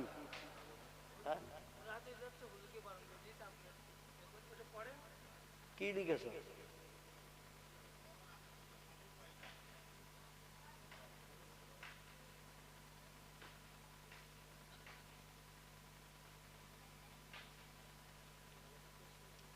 আল্লাহু আকবার। হয়ে গেছে তো প্রায় 2 ঘন্টার মতো নাকি? 9টায় সম্ভবত 10-এ শুরু করেছিলাম, 11টায় 20 হয়ে গেছে, মানে 2 ঘন্টা 10 মিনিট হয়ে গেছে। এরপরও নাকি শেষ বক্তা আসবে না। গতকালকে আমি ওয়াজ করতে করতে ওয়াজ করে ফেলেছি কত সময়? আল্লাহ আকবার, তার শুনে ফেলেছে না গতকালকে? হ্যাঁ, আল্লাহু আকবার। গতকালকে সেই বর্ধমানে ঘাটশিলা মাদ্রাসা, সিনিয়র মাদ্রাসা, সেখানে ওয়াজ করতে করতে 4 ঘন্টা, মানে কালেকশন সহ 4 ঘন্টার মতো। তো ওখান থেকে বেরিয়েছি রাত 1টার সময়, 9টায় উঠেছি স্টেজে। তো 4 ঘন্টা ওয়াজ করে খাওয়া দাওয়া কিছুই করি না, আর অধিকাংশ জায়গায় খাই না আমি। তো যাই হোক, না খেয়ে বেরিয়েছি, নাস্তা পানিও কিচ্ছু করিনি, দিয়েছিল আমি করিনি, খাই না। তো গাড়ি চেপে এসেছে এক রেল স্টেশনে, শক্তিগড় স্টেশনের পাশে একটা গেট, সেখানে সে দাঁড়িয়ে শুধু গাড়ি আসতে স্যার যাচ্ছে, মানে ওই মেন রোড শুধু আসতে স্যার যাচ্ছে। তো ওখানে দাঁড়িয়ে থাকলাম 1 ঘন্টা 10 মিনিট, গেট পড়িয়ে দিয়েছে। 1 ঘন্টা 10 মিনিট শুধু গাড়ি আসতেছে যাচ্ছে, একদিক থেকে দুটোও যাচ্ছে, একদিক থেকে দুটোও আসতেছে, একদিক থেকে একটা যাচ্ছে, একদিকে 1 ঘন্টা 10 মিনিট দাঁড়িয়ে থাকার পরে গেটটা একটু খুলে দিল, তখন 2টো মনে হচ্ছে 20 বেজে গেছে। ওখান থেকে বেরিয়ে শক্তিগড় হাই রোডে আসলাম। আবার আমার ছেলে ছিল গাড়ির ড্রাইভার, ছোট ছেলে, ও সোজা গাড়ি চালিয়ে সেই মিষ্টির দোকান আছে না শক্তিগড়, ল্যাংসা, সেখানে গাড়ি চালিয়ে নিয়ে চলে গেছে। আমি আর গাড়ির থেকে নামিনি, এও গেল আমার ছেলেও গেল। 2 জন যেয়ে কি মিষ্টি কিনেছে খোদার কসম আমি এখনো দেখিনি, বা আমারও তো দেয় না, বাড়িতে দেয় না, মানে আমার 3 বার সুই ফুটিতে হয়, কোনো মিষ্টি আমার দেয়নি, আমি এখনো দেখেও নি পর্যন্ত। তো যাই হোক, বাড়ি আসতে আসতে আমাদের 5টা 10 বেজে গেছে। যেই আমাদের গ্রামে ঢুকেছি মসজিদে আজান দিচ্ছে, চিন্তা ভাবনা করলাম এখন যদি শুই তো ফজরের নামাজটা জমাল হয়ে যাবে। ঠিক বললাম না ভুল বললাম? সারা রাত জাগা। তো গাড়িতে আমার বিস্কুট থাকে, 4 বিস্কুট খেয়েছিলাম, খেয়ে আমার ব্যাগও থাকে বিস্কুট, আজকে ব্যাগও আনিনি। যাই হোক, ওই খেয়ে একটু পানি খেয়েছিলাম, বাড়ি এসে ফজরের নামাজ পড়ে শুয়েছি। আর ঘুম থেকে উঠেছি 9:30টার সময়। কথা বললাম 9:30টার সময় আমার ঘুম ভেঙেছে। ঘুম ভেঙে উঠে আবার হারবালের ওষুধ খাই, 2-3 রকম ওষুধ খেলাম, খেয়ে রোদে একটু বসেছিলাম। আমার ভাইরা তারপরে জোহরের আজান হলো, গরম পানি দিয়ে বাড়ি গোসল করলাম, গোসল করে বিকালবেলা একটু বসে টসে থেকে আসরের নামাজ পড়লাম, মাগরিব পড়লাম, এশার নামাজ পড়ি এসেছে। আমি জানি এখানে ঘন্টা 1.5 বক্তব্য রাখতে হবে, এখন 2 ঘন্টা হয়ে গেছে, তার উপরে আবার 10 মিনিট। এখন আগামীকালও প্রোগ্রাম দিয়েছে, মানে আমার সু হলো এলো সু, কিছু এলো সু, টাইম ধরা টরা সু না, মানে গাড়ি স্টার্ট হয়েছে চলবে অটোমেটিক, তেল না ফুরানো পর্যন্ত। আমি মনে করি তেল হলো প্রাণ। তেল কি? প্রাণ, মানে জীবন যত সময় আছে তত সময় চালাও। কালকে ওরা বলছে 4 ঘন্টা হয়ে গেছে, কালকে ওরা বলছে হুজুর এখনো 8 ঘন্টা বলেন। আমি বললাম দেওয়ালের সুইচ, আমি তো কিডনি রোগী, একটা কিডনি আমার পেটে, আপনাদের 2টো করে কিডনি, তো আমি এই একটা কিডনি নিয়ে 4 ঘন্টা ওয়াজ করলাম, এখনো বলছেন 8 ঘন্টা চালান। আল্লাহু আকবার। তো যাই হোক, আমি আর লম্বা আলোচনা করব না, কাল আবার আছে, এখানেই রাখলাম। এখন পরের আসছে না, আসছে না, আসতেছে? আল্লাহু আকবার। তা আসতেছে তোমরা বারণ করতেছে নাকি?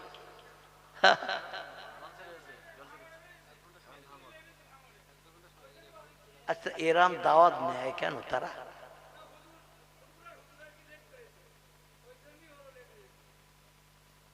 তো তার আরেক জায়গায় দাওয়াত আছে, সেটাও তো চিন্তা করার দরকার। আর এখনকার বক্তারা শুধু ওয়াজ করে আর ঘড়ি দেখে। এ ঠিক বললাম না ভুল বললাম? 5 মিনিট কম ছাড়া 5 মিনিট কেউ বেশি বলতে চায় না।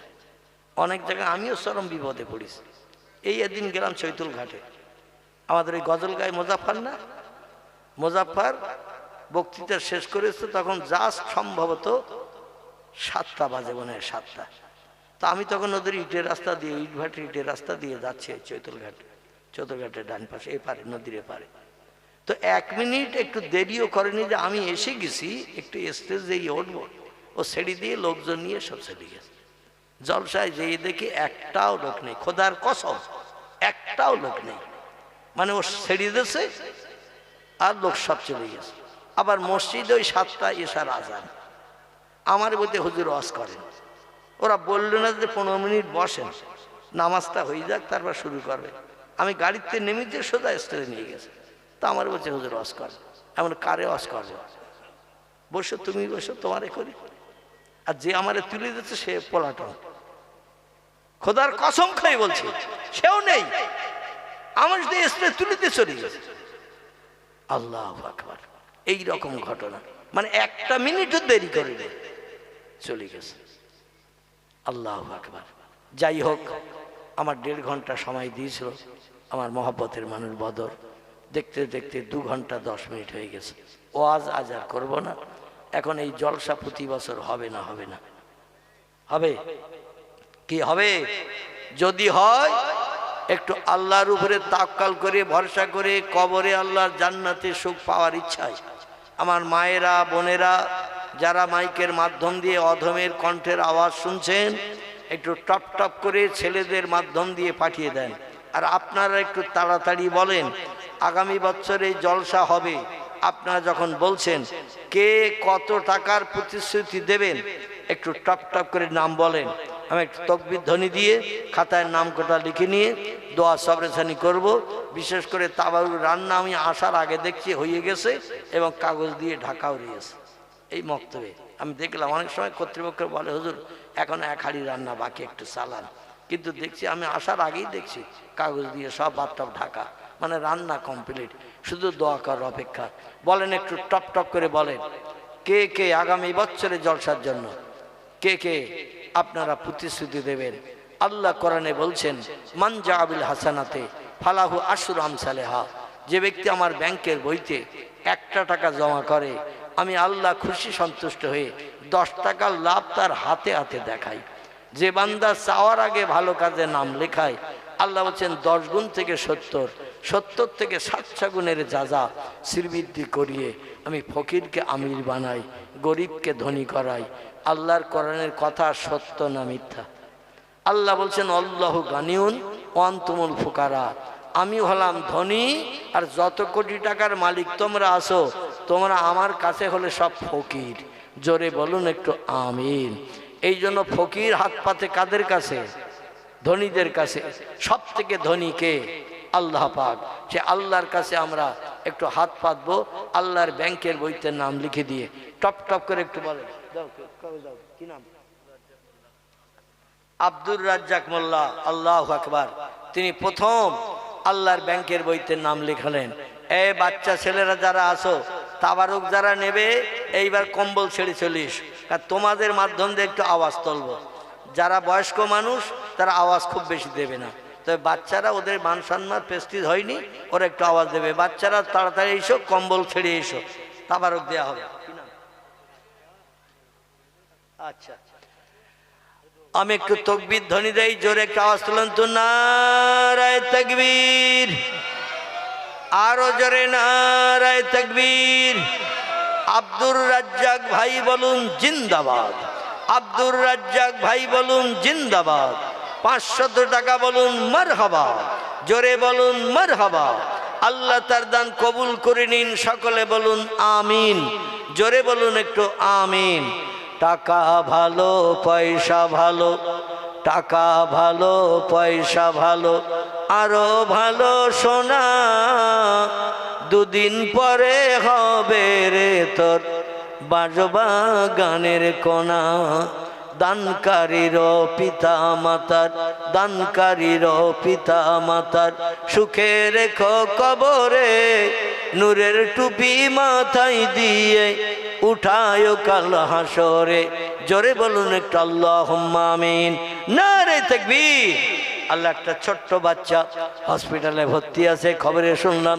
আল্লাহ তার রোগ থেকে মুক্তির জন্য টাকা দিয়েছেন, নগদ 200 টাকা দিয়েছেন। আল্লাহ দান কবুল করে নিন। পয়গম্বর আইয়ুব নবীর মতো বিনা ঔষধে সেবায় কুল্লিয়া দিয়ে ওই বাচ্চাটার